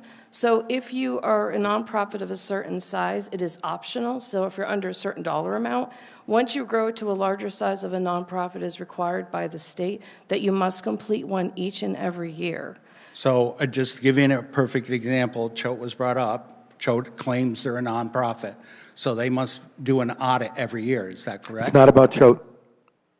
It's not about Choate. I understand. I'm just giving that You're as an asking example. them to give you an opinion about Okay, Choate, sorry. please. Their budget only, please. Right. I can't speak to the requirements of Choate and whatever contracts. I that they wasn't have. asking. I was giving that as an example of a larger organization. That's all. I wasn't asking you whether they do or not. If they're a larger organization. So where did the additional $60,000 get spent after Choate gave you the money for meals? They didn't give us money for meals, they gave us actual meals. And so where that money went is that we annually budget for 11 days of cold weather protocol. So that's when you have to be open 24 hours. This year, because of the winter that we had over 40 days of cold weather protocol. And so it was a much more expensive year. And that $60,000, there was a shortfall at what was originally offered from the town of Wallingford for our total operating cost for the year. That was just not extra dollars. That was just to get the doors open and keep them open. And again, this year, we are very grateful for what is being offered in the budget, but it is still insufficient for us to be able to operate for the entire winter. So what you're saying is you're going to come back and ask for additional monies. What I will tell you is that the funding that has been offered so far will not allow the facility to operate for the entire cold weather season. I don't know if that answered my question or not. Okay, so we of course will be requesting to be able to operate for the entire season because it is a matter of people being kept safe. And that's December 1st to April 1st, is that correct? The end of March, yes. Oh, it's April 30th. No, end of March. Oh, the end of March, April 1st. I'm sorry. So again, I'm asking you, the Columbus House has a budget all on its own, correct? Mm-hmm. Correct. And then the No Free Shelter has an additional budget. It's one of the programs within the corporation. The No Free Shelter has an additional budget. Yes or no? I'm not asking difficult questions here. There absolutely is a budget for the facility and that program. And yes. that is the $60,000 that was last year. What is it this year that you're requesting? We requested... This year, we requested $150,000, predicting the possibility of having another extreme winter event. We also can't count on the kindness of the community, meaning the different churches and all the volunteers that help us to put together additional resources. So that's not a guarantee. So that is what we had asked for. We, at this point, we received the notice that the mayor has offered or is slated for the $60,000. We had an opportunity a couple of weeks ago, and it was mentioned that perhaps there would be a way, hopefully, to maybe find some additional funds, so that way we would know at the starting gate that we would be ready to go. We also do private fundraising for this as well. As a part of the process with the city, we supply that budget to the city as a part of the process, and then halfway through, we provided an interim report. Not required, but we did it just to give a status of how we were doing so far for the year. And we also provide the statistics, wonderful statistics this year. I just want to throw it out that 6 individuals were permanently housed. And that's just from them coming to what is an emergency shelter. 5 of them housing ready and seeking. They had all their documentation resources ready to go. And 1 woman was taken through the process who really belongs in a nursing home and who is now searching for the match for the place that will become her permanent home. So that's in the short, like that quite, like very succinct time period. Wonderful things are happening because of the partnership. I don't mean to cut you off, but yes, I do. I brought this up before. The demographics in Wallingford right now is 36% of the population are seniors. Mm-hmm. Just assuming that more than half of them pay the taxes. Mm-hmm. you're asking the seniors that most of them are on fixed income to support your organization for people that you're going to come back and ask more money for from the seniors for. The fastest growing segment of our population that we serve is over 65 years of age because they're on fixed incomes and they're losing their housing and they're being priced out. And why are they losing their housing? Because of higher taxes. Thank you. Okay. Because of overall housing costs. Okay. Okay, thank you. Yes. Yeah, a quick follow-up, because forgive my ignorance. The two houses that are behind the shelter, the Marty Rubin and the Fred Ulbrich, does that fall under your roof? Yes. That is a family emergency shelter. Those 2 units. Okay, so those 2 units are also part of your ask for the 60 grand or whatever it is? That's a separate budget. And where does that funding come from? It's a mixed funding. There is some funding from the city of Wallingford and then from other sources that we get through fundraising and through the state. So where does that fall into the budget then, those 2 specific units? Again, they're not a part of that cold weather shelter. Right, but you said the town funds part of it. A portion of it, yes. So where does it, what budget does it fall under? I can't answer that for you, sir. I don't make that. Mayor, can you answer that? I'm not quite following the question. There's 2 houses that are called the Marty Rubin and the Fred Ulbrich that are right behind the shelter. Because before, when the town of Wallingford ran it, that was also part of the shelter part. And then as time went on, this is my interpretation, time went on, it all became glued together as one project or one thing, because I thought that the 2 houses might be Section 8. They're not? No. No, they're an emergency shelter for families, specifically for families, not single adults. So it's either couples or an adult with children. There's insufficient beds throughout the state for that, and especially in this region, there are very few opportunities for families, and so we're fortunate that they're available. So, Mayor, what I was asking is this gentleman said that the town funds a portion of those 2 houses back there. Where does that fall into the budget? There's only one budget line that sends money to Columbus House. So your statement's wrong? You guys don't receive any money for the 2 houses? So I think that it might make sense for us to try to get the best answer to you. I don't think that it comes directly from the city. I think it's from it's like the state's, it might be the Neighborhood Assistance Act, like the taxes, like tax credits that businesses can use. So I think that it's funds that come in through that. Okay, and then it's a very small amount. I stand corrected. She is absolutely correct. It's less than $30,000 a year towards the entire program. Is there a length of stay on those 2 units? Is there a length? Yeah, is there a maximum length of stay? You try and keep a stay to 90 days, but housing placement is critical. You don't want to put children out on the street. No, I understand. So we have to reevaluate. It depends literally on if we can match them with a housing resource and an available unit to be able to move them. And so the goal is maximum 90 days, but it does get reassessed, and I can't tell you that we place everybody in 90 days. And did the town convey that property over to you guys? That was before my time. I apologize. I don't know the transaction that we became owners of that property. Mayor, do you know if the town... I don't believe the town of Wallingford ever owned the real estate, but I'm not certain. I believe there was a local nonprofit that operated the shelters, and then they turned over the real estate to Columbus House. And those 2 houses the same thing? My understanding is they were the same ownership. Okay, because I thought the town owned it. And anybody could stay at either the 2 houses or the shelter, correct? Does that don't have to be people from Wallingford? No, there's a central referral system through what's called 211. We're required by the federal government to utilize that for placement.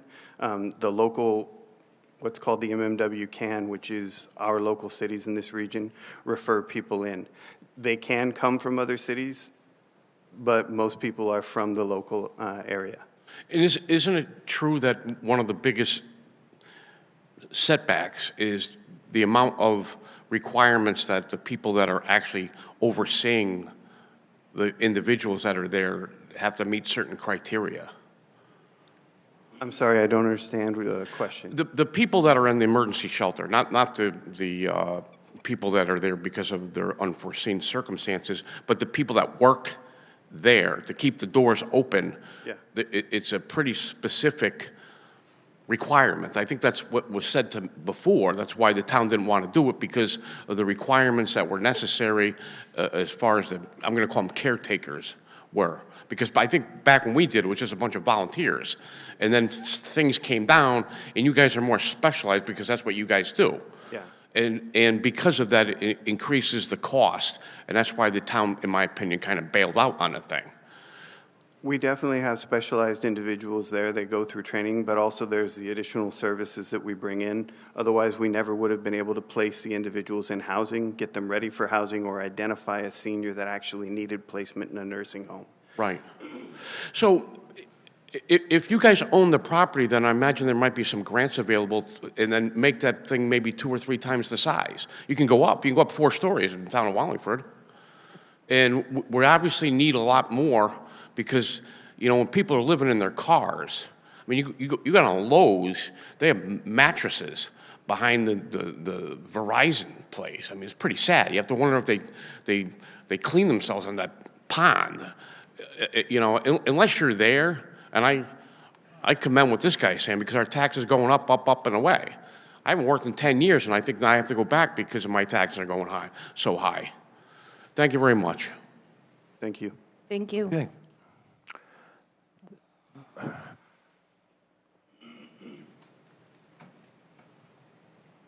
Jason Michael, I'm going to circle back to the mayor and the 501c3 allocations.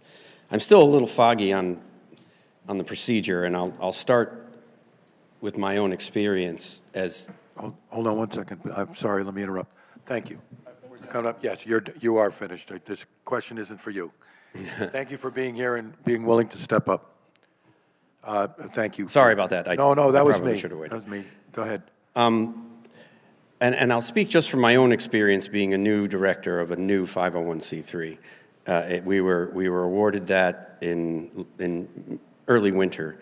So this coming year, I decided to find out how someone in a position of mine and has a nonprofit in town, what the procedure was to get in line for an allocation.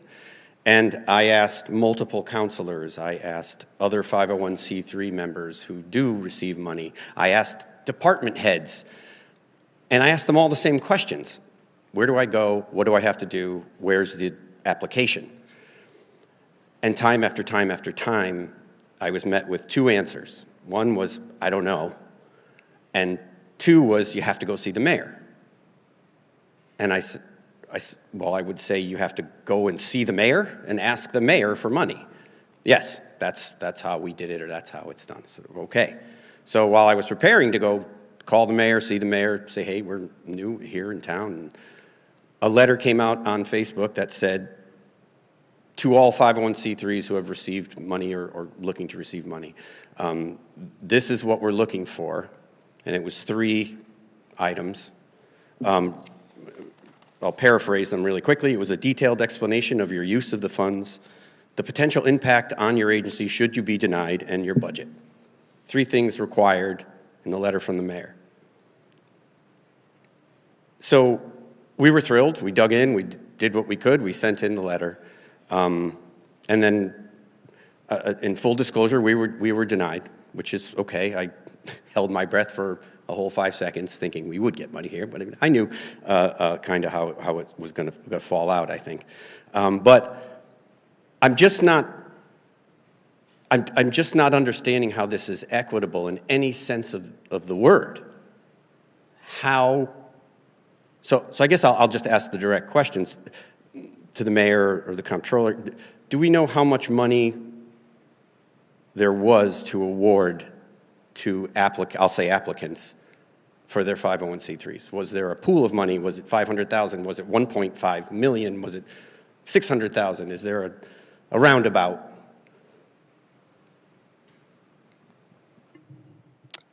It was not necessarily a specified amount. It was what the social services contributions page budget could sustain. Right, but I'm asking the roundabout in your budget that was allocated to 501c3s. Is it in the millions? Is it in the hundred thousands? No, that whole page is about 1.8 million. When you subtract out... Right, senior center is a big chunk. I get that. There's about $1 million that goes to the senior center. I mean, that's the biggest portion of it. And as far as the nonprofits... I mean, I don't want to bog down, but is it safe to say hundreds of thousands? I don't think it's hundreds of thousands. Okay. So, I mean, doing the quick ones, I'm not going to go back and forth, but, I mean, there are agencies that get over 100,000 in multitude, but the cemetery alone, Wallingford Center Inc. gets a bunch of money. And I'm not taking away from what they do by stating this, but I would think it would be... In fairness, they're not social service providers. Okay. But they're 501c3s who get tax money. Is that right? That's correct. Okay. That's pretty much the road I'm going down here. Because this is more focused on our procedure. I don't understand how the 501c, because at the end of our denial letter was like, good luck next budget. You know, but if we don't know what we need to do, other than come in your office and said, hey, can I get some money? It just doesn't seem like this is an equitable process. Our denial letter included, there's already another company in town that we fund. Now, is redundancy a disqualification? I would argue it's not, as there are multiple agencies in town that receive money and do essentially the same things. So I didn't understand that one. And the biggest one, really, was your letter request did not outline clear and measurable community impact. Well, it didn't do that because you didn't ask us to do that. So we were penalized for not clearing an invisible hurdle. Your 3 things you required did not include that. So I just want to know going forward, and this is an appeal to the council. By all means, please read, please instate the money we asked for. It goes a long way. It keeps us from charging for our programming. Number one, it's a foundational point in our company that we believe what we do should be free. This would help with that greatly. But none of that's asked of the agencies coming up. We answered the letter as ordered. In fact, we answered it on time. It said it had to be in by the 5th of March to be considered. But then we're faced with a rejection letter that's claiming we didn't satisfy the mayor or the agency or the group or the committee, whatever it was. And I just don't see how that's fair to place these barriers that we didn't know existed and use them to disqualify a nonprofit. So that leads me to my next question. Did every nonprofit supply you with those three requested answers that received money in your budget? In other words, is anyone receiving money as a 501c3 who did not turn in their paperwork by March 5th? I would have to look at all the letters to determine that. I believe they did. But well, assuming I got all the request letters and acceptance and denial letters that I FOI'd the office for, I can tell you that that's not the case. So there are literal companies in our town who received taxpayer funds and didn't even ask for them. This is not even a broken process. There is no process. And when you're in a position of being one of those people or considering being one of those groups that's going to come and ask for money for doing things for the community, providing services of which take hundreds and hundreds and hundreds, if not thousands of hours to do a year at no financial benefit, it just doesn't seem to make sense at all And this is directed at the council. I mean, I don't know what kind of powers you have to create that, or the mayor, you yourself. I just don't understand how this process that now we're sort of getting to the bottom of is fair in any sense of the word. And this is not sour grapes. Like I said, I didn't expect to get an allocation from one person of whom I probably don't please very often in this room. I'm not blind to that fact. But it shouldn't be a fact at all. Where is the application? Where is the rubric? Where is the voting? How are these organizations allocated money, and under what circumstances, under what requirements? Here we sit, and I commend the nonprofits who have come up here and jumped up, in that fashion. I think it's valuable. I think it shows its value. I myself would be happy to sit there and answer any question. I think it shows how good you are, how honorable your company is. Who would not want to do that? You're asking for taxpayer dollars. I think that should be considered, and I've taken too much time. I just want to know what we need to do and have it be the thing that we need to do. We did what we were asked for. We answered those questions. We've provided information about not charging for our programming. I don't see how you can take money from the town and then charge the town's people to participate in your programs. That's fundamentally one of the reasons we started what we did. And I want the map. Like, I want the roadmap. I'll wait till next year. We'll do it again. I'm a diligent, patient man. But if there's no reasonably equitable way to do this, it's just bending the knee and saying, pretty please. There's something really wrong with that. Thank you.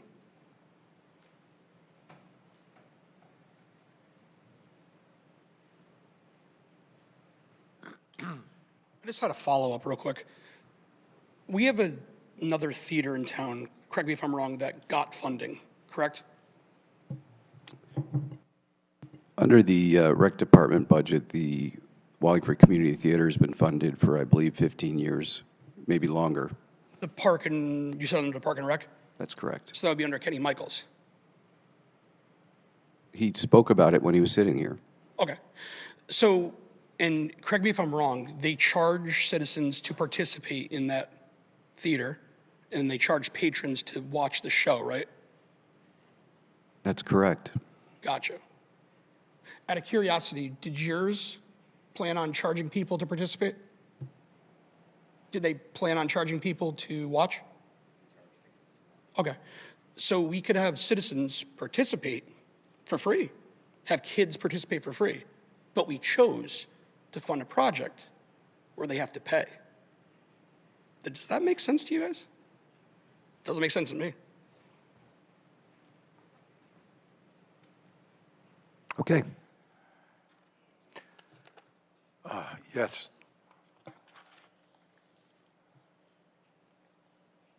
Sorry, Bill Comerford.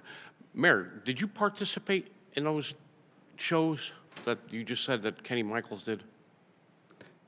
I'm not aware of any shows that Kenny Michaels Oh, did. excuse me, that Kenny Michaels budget paid for, what the Wallingford Community Theater, I think it's called, or Center of the Arts? Over the past several years, I've probably participated in several. And did you pay, like they just stated, that you have to pay to play? Did you pay? I don't think you have to pay to play, but I've sponsored in various capacities. I've independently sponsored some of their events. So, like, if you're a performer and you have to pay to be in the Wallingford Community Theater, you didn't pay to do your performance, whatever that may have been? No, I did not pay to perform. Okay, thank you.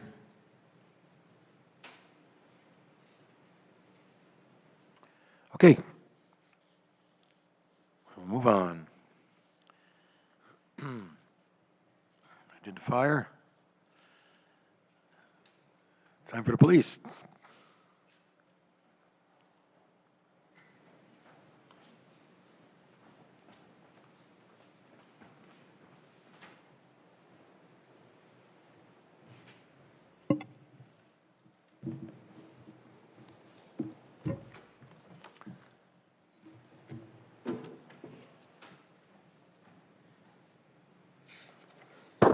Good evening, Police Chief John Ventura.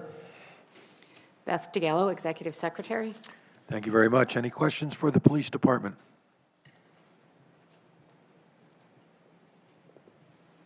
Bill Comerford, Broadview Drive. Good evening. Good evening. Just a couple quick ones. I've always been asking you every year, it's our anniversary right now, for asking the same question. And it's been so long, I forgot the name of that program that we talked about. Atlas One. Atlas One, thank you. Whatever became of that? I think we looked into it, and when you look at the cost, it really wasn't feasible. And now that we're really starting to use social media to our advantage for free, I don't think the 33 or 30, probably it's closer to 40 now, would be advantageous to us.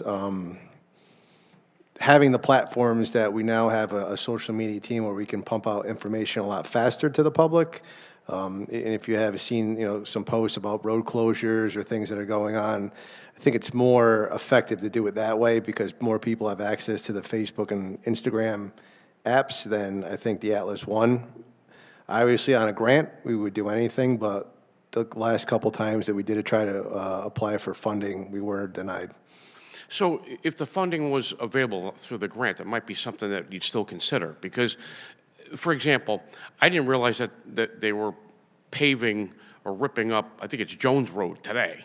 And I'm coming down to get to here, and half the road is all blocked off, and they got sweepers, and they're milling and everything. I had no idea. I'm aware of Tolley's Road, but with Atlas One, you'd still be able to do a broadcast or something, whereas unless you're checking on Wallingford Facebook page, you wouldn't know.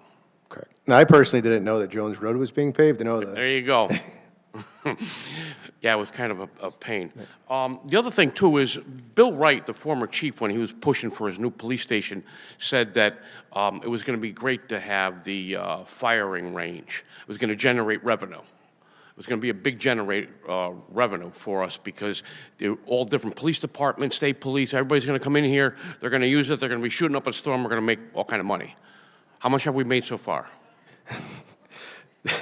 So we personally, our agency we have saved money, and actually we're able to reduce that line for next year. So for inter-agency, Wallingford Police Department, we have saved money.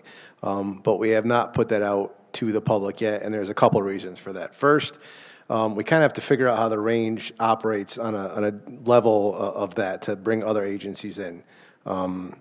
There's also a component about cleaning, right? So each lane, once you reach 80,000 rounds down each lane, you have to clean that lane. You have to clean that lane.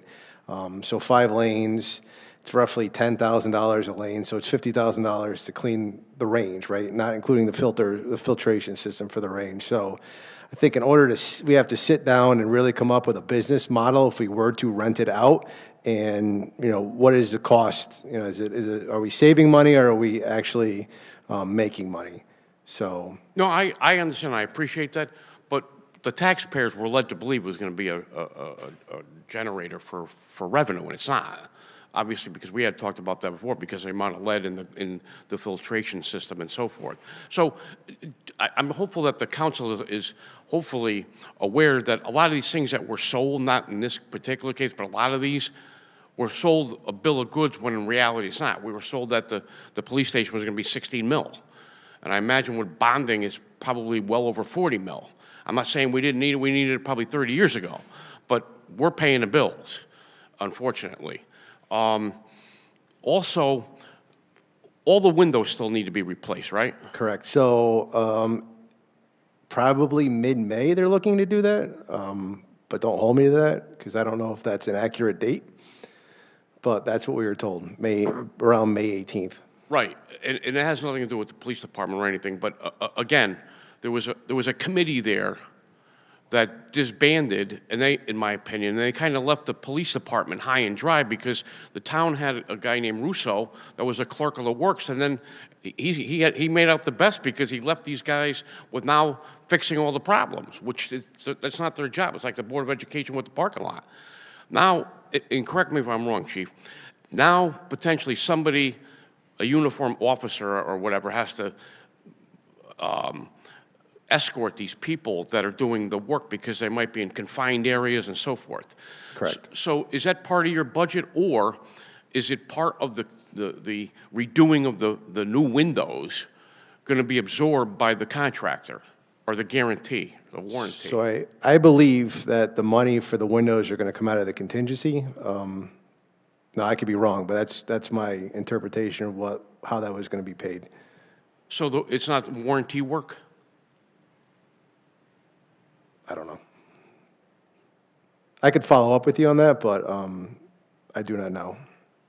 Okay, and when the officer has to escort these people, their time, is that going to be also paid for as part of the replacement? No. So the deputy chief has now been made kind of the clerk of the works for us right now. So he handles everything that has to do with the building. So contractors, warranties, repairs, anything that needs to be done, he kind of oversees. And then I have an administrative officer, a position that we created for various reasons that, to your point, would escort vendors or repair individuals or contractors, inside or outside the building. Right, but I guess my point is maybe you can look into this. Whoever screwed up ought to be paying for whoever's time it is. That's my opinion, because you guys already have your hands full as it is, and it wasn't the police department's fault that the situation's there. But at the same time, if these officers are working overtime or however it works, that entity that screwed up ought to be responsible for it. Maintenance, cutting the grass, is that under your budget? So we did not go out for landscaping. So right now, Gerber, the company, is still holding the bag on the grass, right? So the grass was planted. It wasn't planted to our standards. It didn't grow to our standards. So until that is able to be rectified, they're in control of, they're supposed to overseed it within the next couple weeks and then cut it. And then once it is released to standard, then Public Works will take over. For the maintenance? Correct. And is the old police station still under your budget or no? No. When did that fall out? I think as soon as we vacated the premises, early 2025. Okay. All right, I think that's all. Thank you very much. Thanks, sir.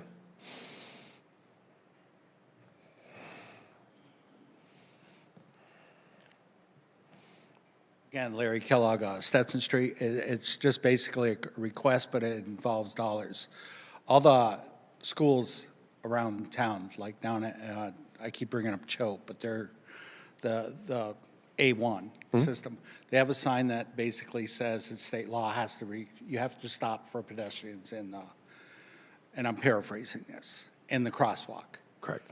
Can we get the crosswalks in Yalesville? I'm only looking at Yalesville. With that same sign? Absolutely. Okay. And at least put in the budget. So we have a I maintainer. talked to your traffic control guy. He says he has no budget for that. So we have a sign budget, so I will speak with him tomorrow, and if we can put those signs up, and he has the capability to produce those in the sign shop, okay, we'll get those up for you. Yeah, I do appreciate that, because it's difficult to cross the street, especially on Parker Farms and Highland and I forget the other, Hope Street or Hope Hill? What about the one by Town Farm Garage? I think that's, okay. That one right there, but that's the state, and I understand that's a state road, so. Yep. But anyways, that one on Hope Hill right there, that intersection right there, that's dangerous. And your engineer actually held a meeting for that. That's another area that you can barely cross. I mean, people will not stop for you there, trust me. Thank you. Thank you.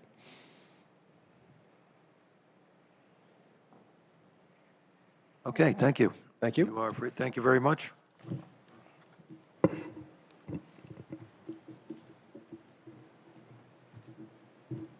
to go.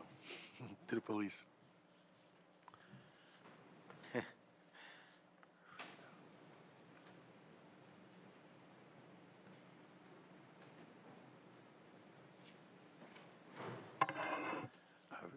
If you just give me a moment, please.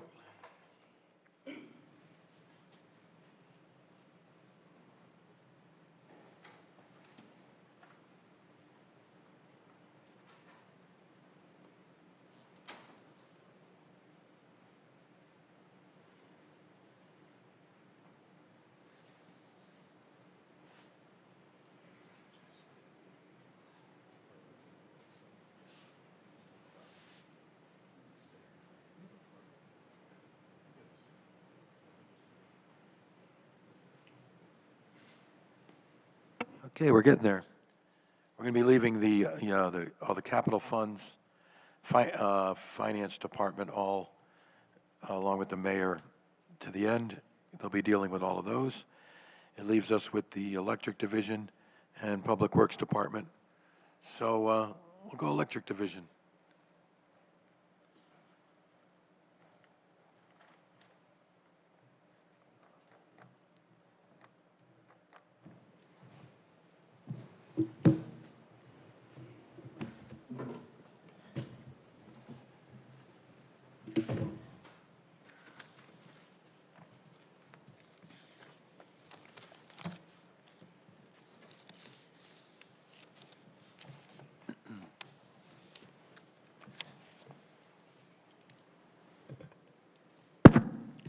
Richard Hendershot, Director of Public Utilities.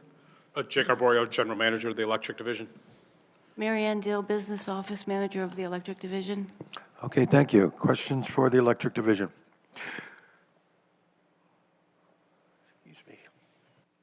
Bill Cummer from Broadview Drive.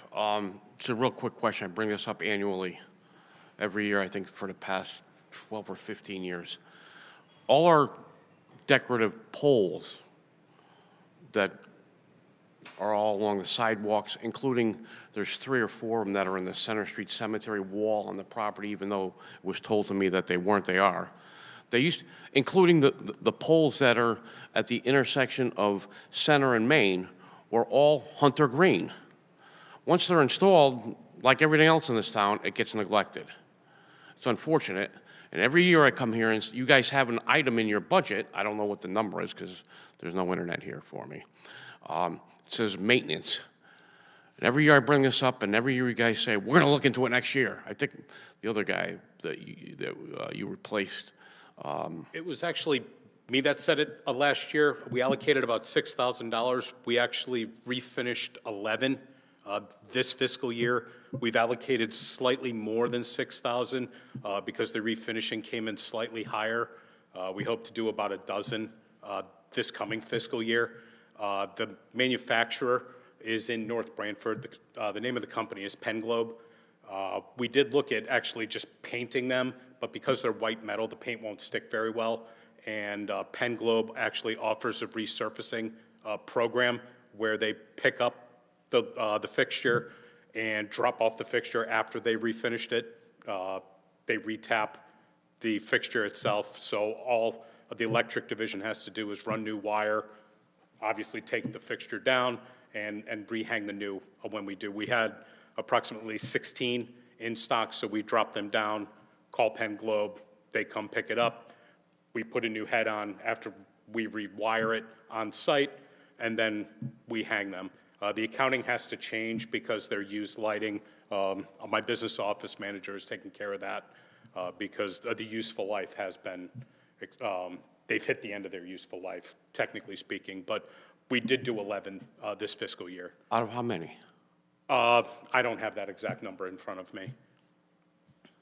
Okay, because I got to think that there's got to be some type of way to paint those things. I understand that, you know, Penglobe wants you to send them back and virtually pay $5 less than buying a damn brand new one, because I was the one that originally, when I asked, why aren't these things all LED and so forth, and there's new technology and all, so now I have to change everything to LED. What about the ones in the cemetery wall that are up 30 feet? Those 5 are actually unique to the system. All of those lights are LED. I mean the paint. Oh, they look like crap. No, I understand that. Those will be refinished too.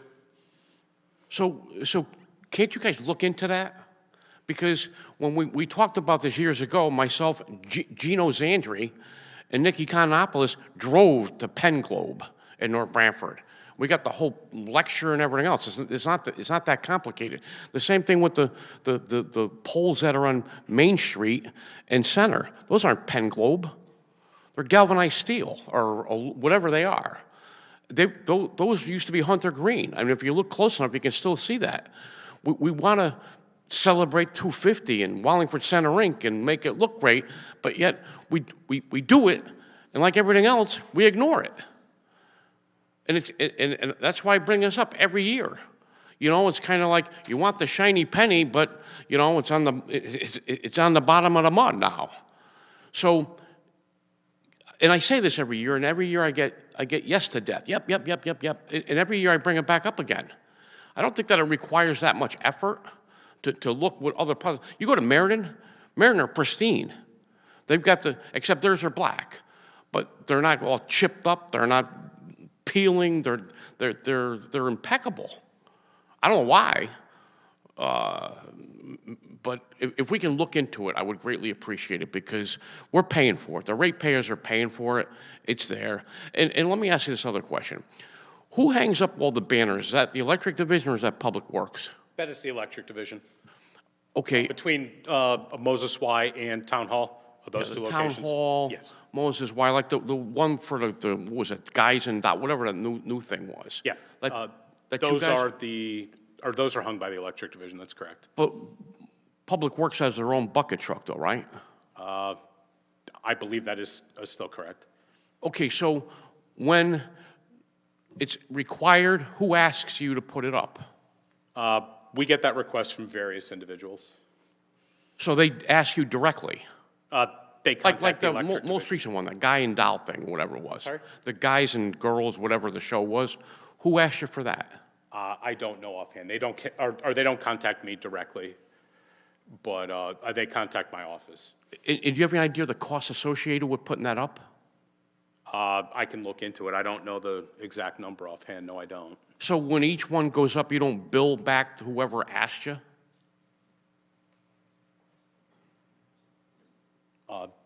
In some cases, they do contact the mayor's office.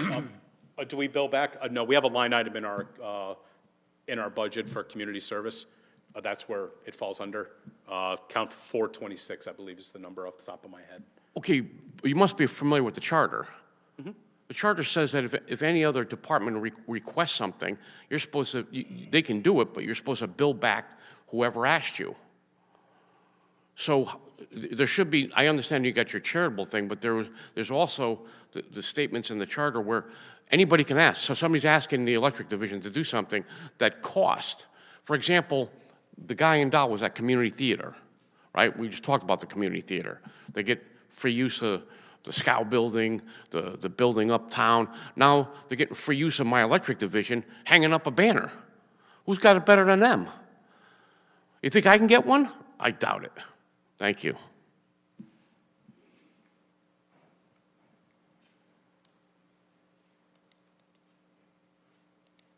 Keith Massimino, I just want to understand, make sure I'm understanding this right, because I'm not privy to this. So the banner that's up for right now that got put up for the Wallingford Community Theater, you guys put it up with the buckets from Wallingford Electric Division? That's correct. Got you. I did not know that. So on top of giving them the funds, again, this isn't directed at you, it's more the mayor. On top of giving them the funds, on top of them charging us to have our children in the program, and then on top of them charging the citizens to use the public building, now we're using Public Works to hang their banners for free when they could be doing stuff, obviously, in town. Very interesting. Thank you.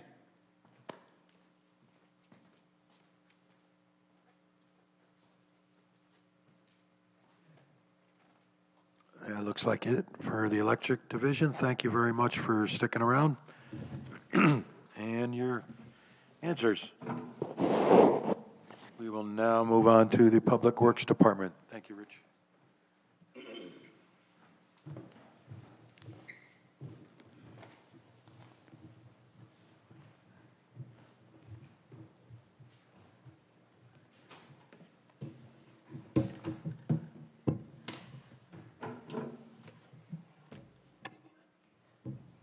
Rob Boltramitis, Director of Public Works. Can we be first next year? No, we could talk about it. Okay. Mark Rowland, Foreman, Public Works. What's that? Oh, yeah. Any questions for the Park and Rec Department? Public Works Department.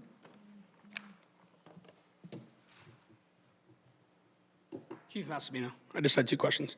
The first one was, we discussed it earlier, Mr. Bultramitis, in regards to the roads. So I believe we spoke about it at another meeting, and from my understanding in our discussion, it's going to take around $3 million a year allocated for road repairs in order to get kind of ahead of the game. Is that correct? That's correct. Okay. And did the mayor's budget allocate that to you to be able to do that?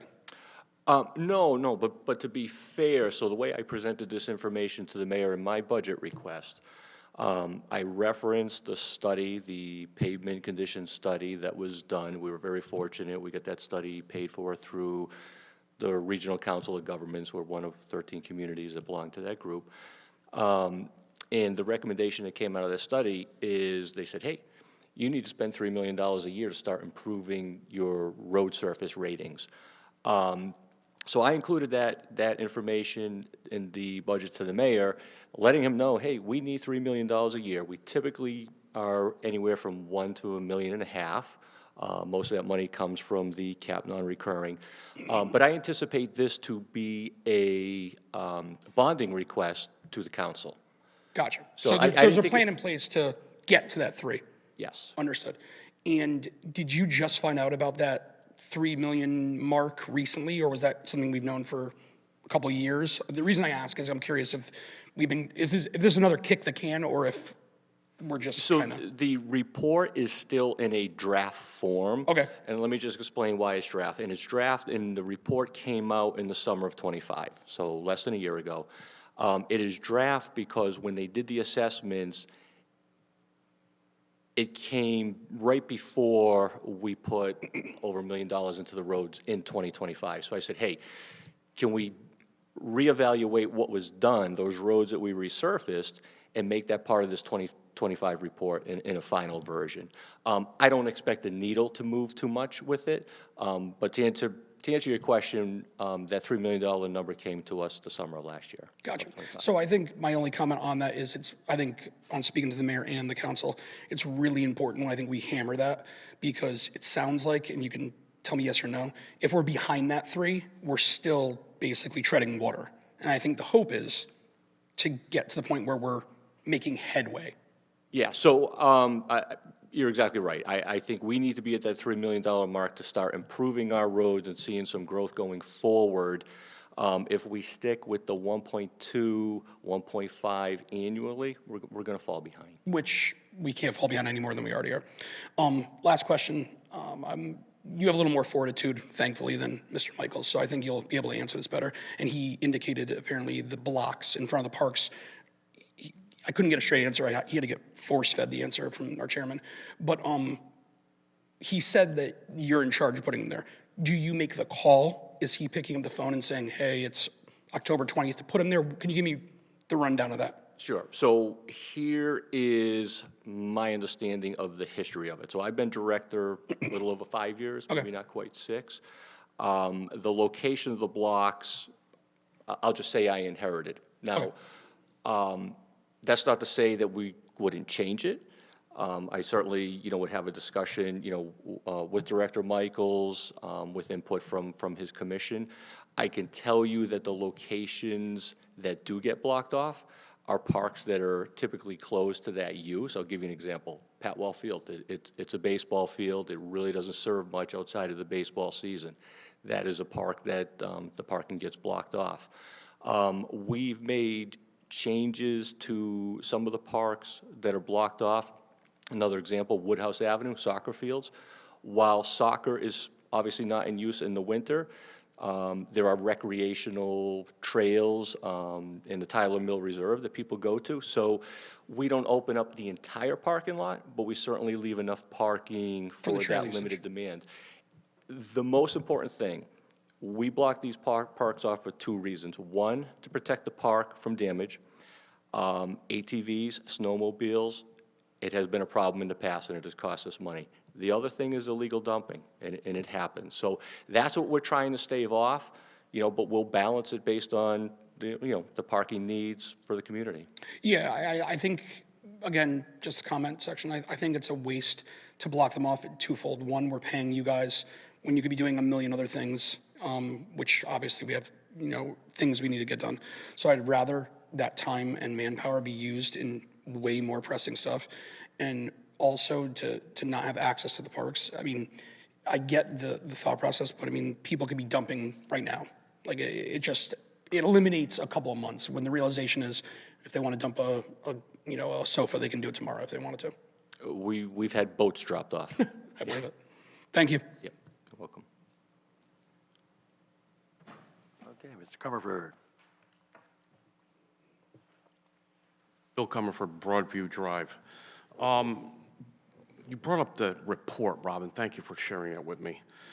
That's the PMP? Is that what I'm supposed to use? Yeah, pavement, management, assessment, study, report, yes. Was there one before this 2025? Way back, if I get the year correct, about 2014. It was done by the same company? Same company. Did we adhere to the one in 2014 moving forward from 2014? I could tell you that, again, being director 5 or 6 years, I had referred to it, you know, to look at roads that, you know, that come into our program and how to prioritize them. It's not, the reports aren't going to be the only factor, and things change. So at some point, a 2014 report is going to age out. So, but you're also supposed to update it every year, according to your 86-page document. That it's nice that this company did it for free for 2025, but we had the one in 2014 that we're supposed to amend every year, correct? I'm not aware of a requirement to amend it every year. My recommendation would actually be every 3 or 4 years, because I think that's where you're going to see if you're starting to get some benefit or starting to deteriorate. Yeah, because it says Beta was originally contracted in 2014 to develop the program and has been providing support services since, including updated annual pavement improvements and providing deliverables. So we should have, my opinion, based upon what they're saying, we should have knew how bad it was. I guess the big takeaway I get from this is $75 million. That's just to get us where we should be, is 75 mil. Well, I think as I read the report, let me give you another number. We have 220 centerline miles of road in town, essentially, or 216, we'll call it 220. Based on our vendor pricing right now to mill and pave a road, because I did the math, I expected to get this question from somebody at any point. If we were to take all 220 miles and essentially make them brand new by milling and paving, it's about $85 million. So that's 75. Not all those roads we mill and pave. Some of them might get a chip seal. Some of them might get a cape seal. No, I understand, because one of the most interesting things is the ratings of the road. I don't know if any of these guys read it. I did. But if you look at them and you start looking, some of these guys, some of the numbers are 11, 20 out of 100. And then there's like pages upon pages upon pages upon pages. It says major renovations.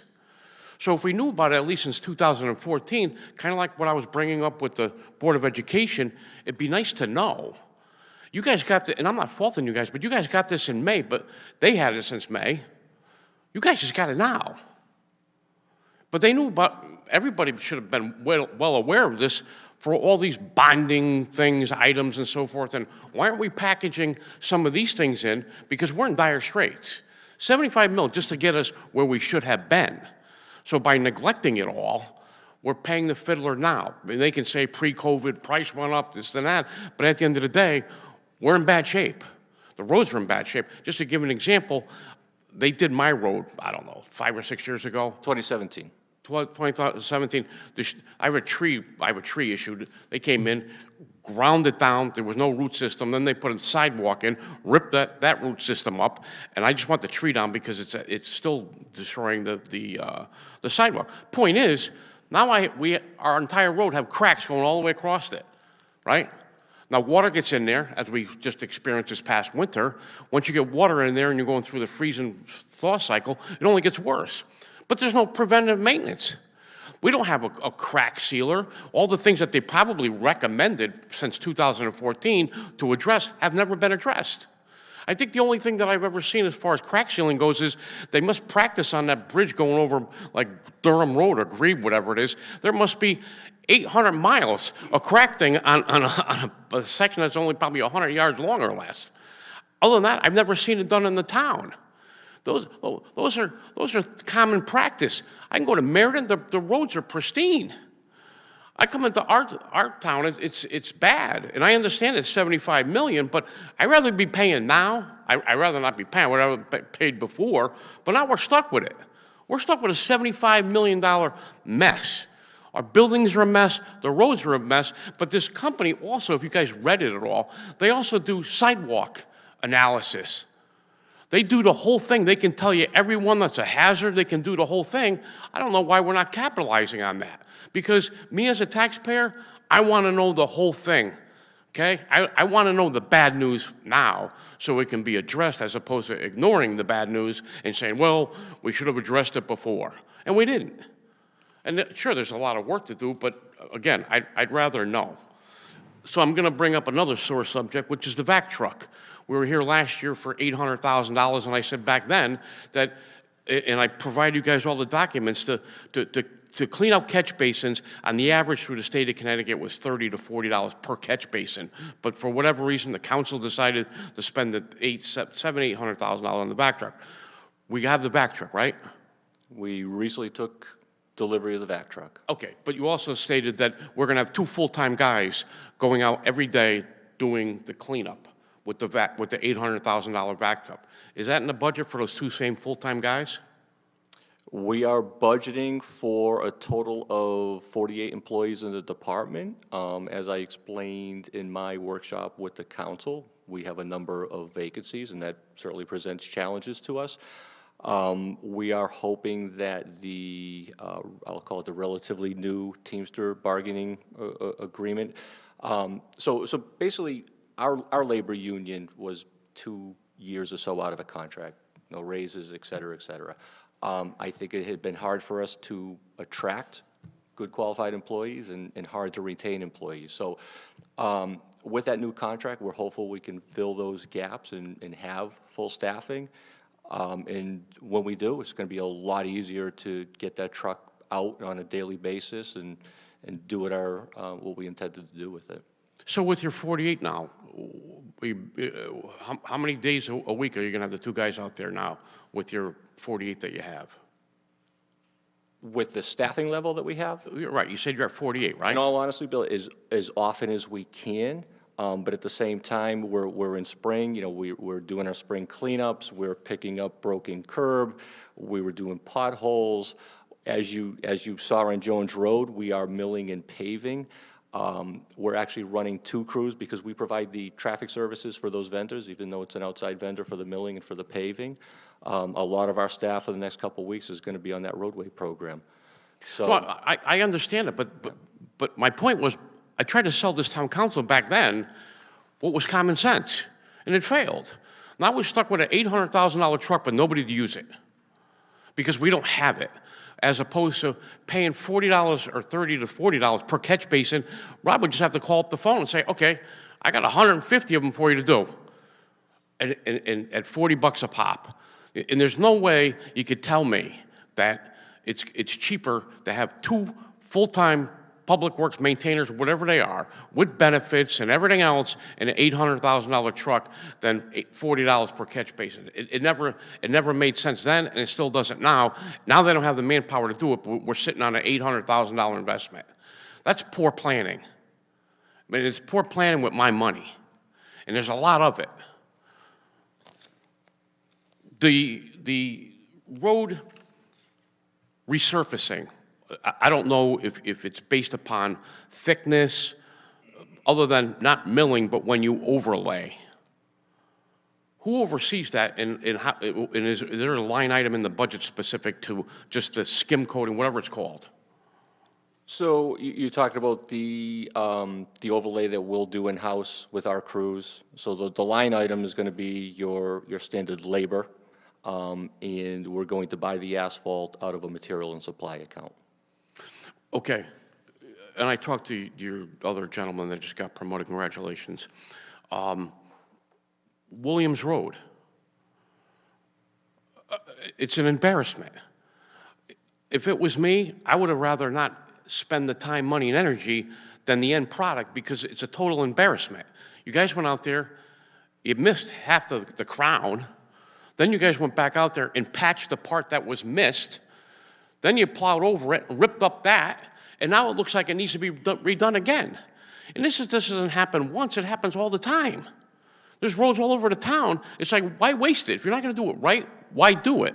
And where's the oversight with that? Seeing there's not a line item, I don't know how much it costs, but if you keep redoing something, why is that economical?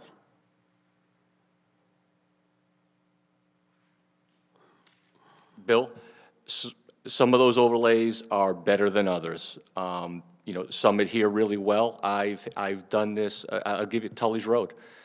We did that many, many years ago as it's always a low cost, relatively. There's labor, there's material, but we hope to get a couple years out of it before we have to really put money into the roadway. It's I hate to say a Band-Aid, that's what it is. It's going to get us through for a couple years.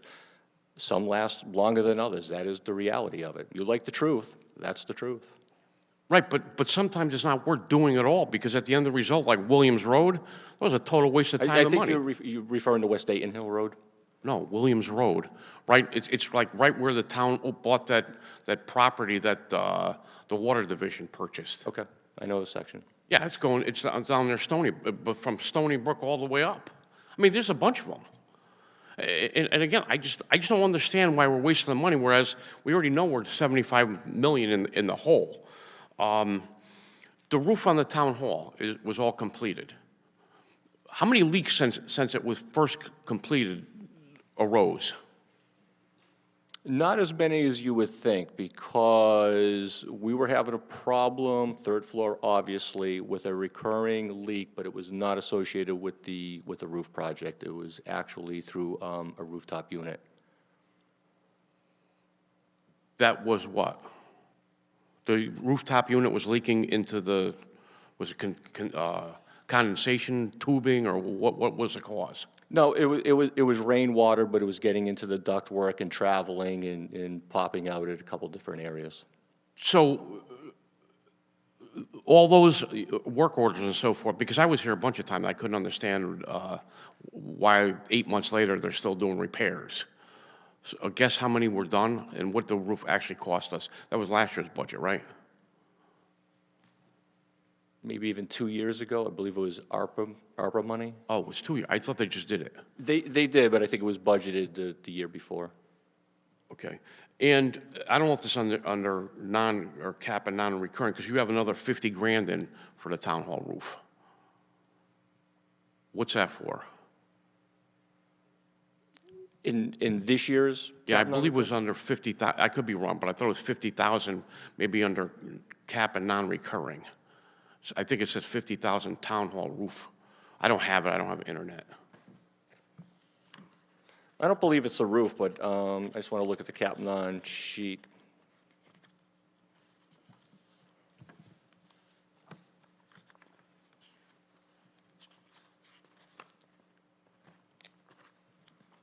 Yeah, just bear with me.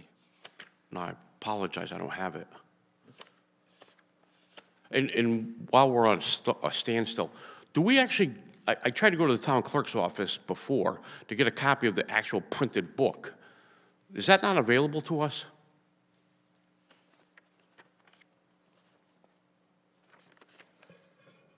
I guess that's to the comptroller. No, we didn't print books. No, no, we don't get it. That's why I don't have It's it in front available of me. online. I don't have it online. I can't afford it. Well, Bill, you don't have the cap non sheet, and nor do Rob, I. he's Yeah. talking about, it's on page 89. It's the appropriations in force. You still have, you asked to carry that over for the vendor, just in case something pops up on the roof. So in the current years, the year we're in now, you have a capital account for the roof. Okay, so that it you was haven't money. spent. It was money that was budgeted that's just being carried over. Correct. Okay. But I think that's what he's referring to. Right. So, so the account just isn't closed out yet because I'm still waiting for warranty information before I close that out with the contractor and release retainage. Okay. Now, I don't know if this is under cap and non-recurring also, but it was the patch truck. Does that fall in the irregular budget or cap and non? So it's under the department's budget as a requested capital item. Okay. And what exactly is the patch truck capable of doing? Well, that's what we all rely on to go out and patch potholes in our roads. So it's pretty much the same setup that we have, except it's new? Very much new. Just to give everybody an idea, the existing truck that we rely on to do that is 30 years. Yeah, it's 30 years old. Well, I know that. I've seen it. Yeah. But I'm saying it's virtually the same thing, but a fresh one. Correct. No new bells and whistles or anything. No, nothing significant. Because I'm sure, did you ever see Meriden's? Familiar with Meriden's, Mr. Rowland? No. Oh, okay. They're pretty streamlined, they're pretty set up nice. And I don't know how much the one we're buying for compares to the one that they have, but they have compartments to put all the stuff in. They probably have the ability to blow out the potholes, it does everything. So if we're spending, instead of just getting what we already have that really isn't working well, except it's a new one, why don't we look at possibly even, I wouldn't even mind spending more to have something that's actually better equipped to do what we're trying to do. The other thing that doesn't make sense is you're gonna trade in the old one, right? I understand it's all rotted to hell. But what about the unit itself? Why not just slide, it's only a slide-in unit, right? Like a sander? It is, I The believe. body is a slide-in, yes. Right. Is that unit itself stainless? No. No, there's nothing Right, stainless on it. but it's still being used today. I understand the truck is shot, but for what you're going to get for a trade-in, wasn't it more? We know we got $75 million worth of catch-up. Why don't we just take that, slide into another truck so you have two crews? Because we're that bad. Or for the value, even if you put it off to the side, when you finally are fully staffed, you could use it. It would just make sense to me. I understand the truck, I've seen it. No, exactly. So a couple things, if I can, Bill. So we haven't written a specification yet, so I'm happy to look at Meriden's and get ideas from them. And not to go off on a tangent here, but one of the things I've done is involved myself with the APWA, the American Public Works Association, and I get a lot of information from directors in other communities because, anything we're dealing with are not unique problems to Wallingford. So I certainly have the ability to send out a blast on what we call the listserv, which is our email communications, and just say, hey, what is everybody doing? Who's bought a truck? What do you like about it? What do you wish you did different? So that's something we can do before we prepare a specification and buy one. I would appreciate that. Yeah. And also, if you can, look into a truck that does crack sealing. Oh, even better. So, for some reason, you went from one issue to the next, and I never got to interject or respond there. I'd love to disagree with you about the crack sealing, but this community, we got away from traditional pavement preservation methods decades and decades ago. Crack sealing, chip sealing, because they were messy and they weren't popular. And the council heard this during my budget. Yeah, I saw Mr. Lapham gave you his picture when he wiped out or something. But the other thing that came out of that pavement study, as you probably know because you read it, is saying, hey, you guys can get some bang for the buck on some of these roads and catch them before they really deteriorate. So we are currently preparing a bid so that later this year we could have a vendor to do crack sealing and possibly, I dare say, chip sealing. But we've got to look at all the tools in the toolbox to maximize the life of the roadways. Yeah, for life, I could never understand why we didn't do it. It just makes sense. And my road is right at the bubble right now, and I hate to see it because our curbs are shot; they were never replaced. But now that little quarter-inch or half-inch thing is now becoming an inch, and then it depends upon, obviously, the summer is going to get worse, and then it's going to open up because of the heat, and then the winter is only going to get worse with the water. Another thing, and I asked this earlier, and Mr. Michaels was kind of evasive, unfortunately. Doolittle Park, that gets plowed, right, by Public Works. Who tells you guys what parks to plow and what not to plow? Who directs that? We make that decision. Pardon me? We make that decision. I think your microphone's off. I'm sorry. We make that decision. You personally? No, just as a team. The Department of Public Works, and it's with input from Park and Rec. This is very similar to the blocks that go with the parks. Always willing to have a discussion and see what we can do different. And I could tell you, by the end of this winter, we were plowing parks that we didn't plow before. One was the dog park. Another was a portion at West Side Field. And what really brought that about is the larger storms that we had and the fact that we were trying to put the winter parking ban in effect, and we wanted to give people alternatives. So that's something that I think we'll continue to do next winter season. And again, always willing to, consider what we're doing and why. So I went to the Park and Rec meeting, and they said that the dog park people had to pay somebody to plow that. Well, the dog park, from its inception, was always going to rely on volunteer efforts.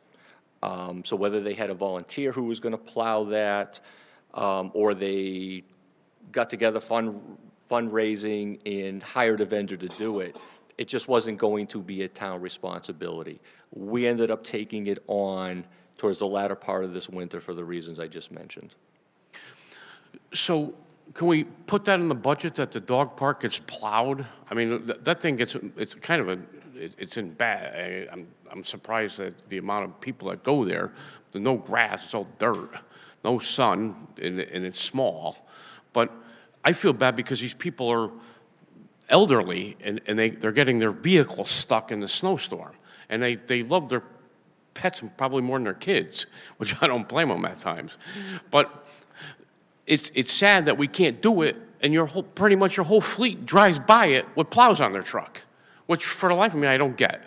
But the more I know, the less I understand, apparently. Well, like I said, as the winter went on, we started taking that on, and I think it was surprising to me personally how used the dog park is even in the winter.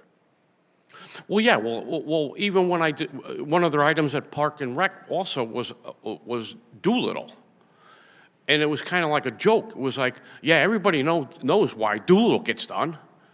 No one will say it, but everybody knows it. That's, and I happen to agree with them because it's the YMCA. I don't know why you don't put mafia blocks. Excuse me, I don't mean to upset Mr. Tessa if I call them mafia blocks. The concrete barriers in front of Doolittle. Everybody would be up in arms. And they also went on to say that they wanted to charge the YMCA for use of Doolittle, which I happen to agree with also, because you guys still have to maintain it and so forth, but it was never brought up. So what about Garden Road? Garden Road was purchased with state funds, and it's supposed to be open for passive recreation, but you guys got it blocked off, and it says nobody can go onto the property. So is there anything in the budget this year to change that or do anything with it? Because it's another resource that we have that we can't even use. So there is a gate that's there. There's parking in front of the gate. I don't think there's anything that stops somebody from entering or using it for passive recreation. It says no trespassing. Well, I was going to say, if there's a sign, I'll revisit that, and especially if it's in conflict with how we purchased the property or were given the property. I can look into that. So I will make a note of that and check that signage and the how we procured that. Okay. I think that's probably about all I got. Again, my whole thing is, even now, MS4, does that fall under Park and Rec or engineering? You mean Public Works. It's a combination of both, depending on which element. There's a lot that goes into the MS4. I'm sure, as you know, we have a, consultant that walks us through the permit process every year and prepares that for our submission. And I asked this a couple of years ago, too, and I think it was 2023. It was never amended back when it was done as far as things that the contractor said that the town never supplied. And I had asked the mayor about it, and he says, well, we're working on it, it's going to happen right away. And then I asked and asked and asked, and he said, well, you told me that it was all done. That wasn't the case because it was never amended, correct? I'm not sure, as I sit here. And the reason why I'm bringing this up is because it should fall within the budget, is that the catch basins aren't getting cleaned. If you guys ever looked, it's right on your computer on the web page, on all the MS4s. And if you start reading it, it's a real eye-opener on how bad it really is and how many catch basins aren't really cleaned. That's why I asked what the mechanism was to check them, clean them, and so forth. And there isn't any, but when you start looking at all the report, it's an eye-opener because some of these things go on year after year. It really reminds me of back when Park and Rec used to have safety inspections done by our insurance carrier. I forget the name of the company back then, but they used to inspect every single playground, and they would have the report every year. Siegel, I think it was, or HD Cigar, that's who it was. And every year, I got a copy of the report. Every year, those same pictures would show up for the following year that were never addressed. This went on for a decade. They would have the same picture, same picture, same picture, same picture, with the same problem. And the same thing's happening with the MS4. It's identified, telling the town to do an investigation on it. And a lot of this, in my opinion, is valuable because there's talk about putting a senior housing complex over near SCA, which I think is ridiculous. But if you look, that's one of their high priority areas in those reports about discharge, outlays, everything that it talks about. But that's not getting brought up. We're just kicking the can, spending $100 grand. This is what we want to do. But look at the big picture in that, and that's your resources. But again, it's been a concern of mine, but the mayor signed it saying he read it and he understands it. So that's all that matters. Thank you. Yeah. Sure. Yeah, go ahead. Do you have a way for the public to access what roads you're going to be doing in the next 5 years? Do you have a 5-year plan, in other words? That's a really good question, So I had a conversation with with the council at the workshop. I would like to develop a plan like that going forward using this information that we just talked about in the pavement condition report. The caveat, Mr. Kellogg, is things change and they change quick. Our fear has, in doing a longer-term plan and posting that, is that if your road is on that list for 2028 and things happen and other roads have to slide in, somebody's pretty upset that their road isn't getting done in 2028 because they were told it was. You know where I live, so. And you know the condition of my road. And we can all read the report and we can all know. It's falling apart.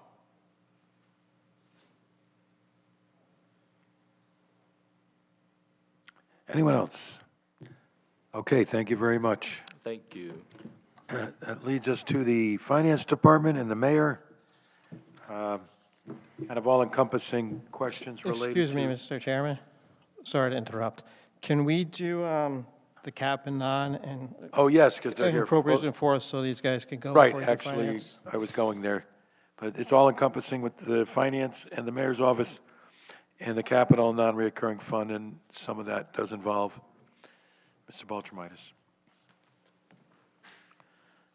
So we'll do the capital funds first.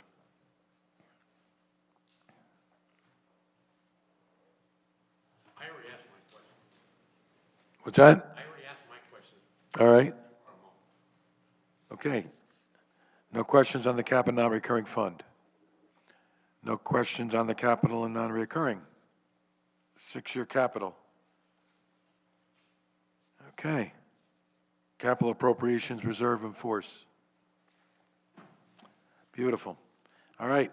This just brings finance department all in general. We have one? Okay, finance department. So finance department, it's under the mayor's, questions for the mayor, correct? Or am I? Finance or mayor, yep. Copy. Either one. I'll be quick because everyone's tired and we want to go home. Here's only my question I think I have. We're raising taxes again for the 3rd year in a row. We have, as we heard from Mr. Bolshermitis, we have to invest about $3 million a year just to get ahead of our roads. We know the state of our schools is not amazing, and we're going to have to, I think last check was like $100 million just to get our schools up to snuff. My overbearing idea and question is, what is the plan? Are we just going to keep raising every year? What's your plan for the grand list to get that up so we can stop the burden of every single year slamming the citizens? We are constantly looking at economic development for the purpose of attracting business, attracting commercial development in the appropriate regions in our town. We're having conversations with businesses. We make ourselves available for developers who are interested in coming into town. We hope to make sure that they have a positive experience when they start dealing with town departments to have their development go as smoothly as reasonably possible. That's a lot of what we can do. We're always looking for more ideas in terms of I'd like to call it right-siding the grand list. So 100%. And don't confuse my questions tonight to imply that I do not agree with raising taxes. I feel like it's 100% necessary given how much of a backlog we have. I think it's necessary, and unfortunately, it's an unfortunate evil. I think the most important thing is trying to limit that as much as possible if we can. And I think the only way to do that is, like you said, flip the grand list. Thanks, guys.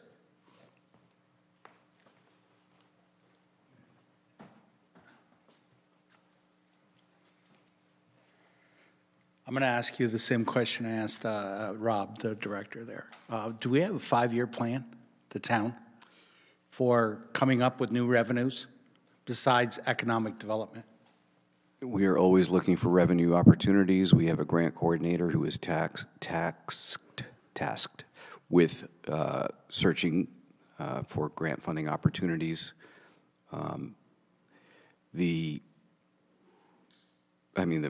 Unfortunately, the reality is that the government's most reliable way of funding its existence is on tax revenue. But we are going to continue to look for opportunities that relieve the burden on the taxpayer. Okay. Pilot funds, my favorite subject, payment in lieu of taxes. Okay. Do we have a list of entities that do not pay taxes that fall under the pilot fund? Because I know, excuse me, Chairman, I know Choate is not on that list. So my reason being is I see a lot of these nonprofits doing $1 million projects, and that's where I brought this up, who audits them, because that has an effect on our pilot funds. Is that not correct? It's payment in lieu of taxes for nonprofits. That's one of the issues. Schools, hospitals, and parks, and I understand that. But I'm talking about the nonprofits that don't pay any taxes. They're a school. They fall under a school, correct? If you're talking about Choate, they fall under the education exception. I don't think they. Okay. Does that include all their private residences? If those residences are used for educational purposes, then they do under. Okay. Who audits that? Our assessor's office. Your assessor's, is there a report for that? I suspect there is, but I'm not personally aware. Is that an FOI? It's not an audit. When they purchase a property, they have to apply for it to come off the tax rolls. I'm talking about specifically they're upgrading their properties with millions of dollars, property they already owned. So if they're upgrading their properties that they already own, the only revenue we get from that is building permits. And a nonprofit has to pay a building permit also? Yes, they're not exempt from building permits. Okay. And again, I fall back on the residences. I walk my dog around those residences all the time. I don't see kids going in and out of these houses. I don't see anybody actually using those houses other than to live in. So I'm just wondering why they fall under a non-tax issue. It's a state regulation. If it's a professor that lives in the house and has office hours during the work week, the house is being used for educational purposes, and it falls under the exemption. So the state is the one that actually monitors that? No, they have to, like I said, if it comes off the tax rolls, they had to apply to the assessor's office. The assessor's office makes sure they're in compliance, and then it comes off. Once it's off, it's off. Okay. Until it's not owned by Choate anymore. Again, under administration, are we ever going to have a meeting on these nonprofits? This deals strictly with taxes. I feel like there's more than one in town. It's not just Choate. I feel like you're talking about two different things. Choate has an educational use exemption under Connecticut state law. Nonprofits fall under a different exemption from taxes. But I'm not sure. I mean, are you including religious institutions? Because those are also including everybody. Exempt. Okay. By way of talking about Choate, we regularly engage in conversations with them about their ability to contribute to the town on a voluntary basis. But we're not in a position to compel them. The state law prevents us.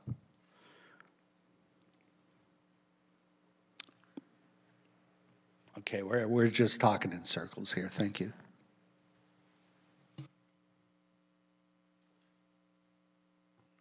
Okay, there are no more questions for the administration. I want to thank everybody for participating, for being here, and I will call this meeting adjourned.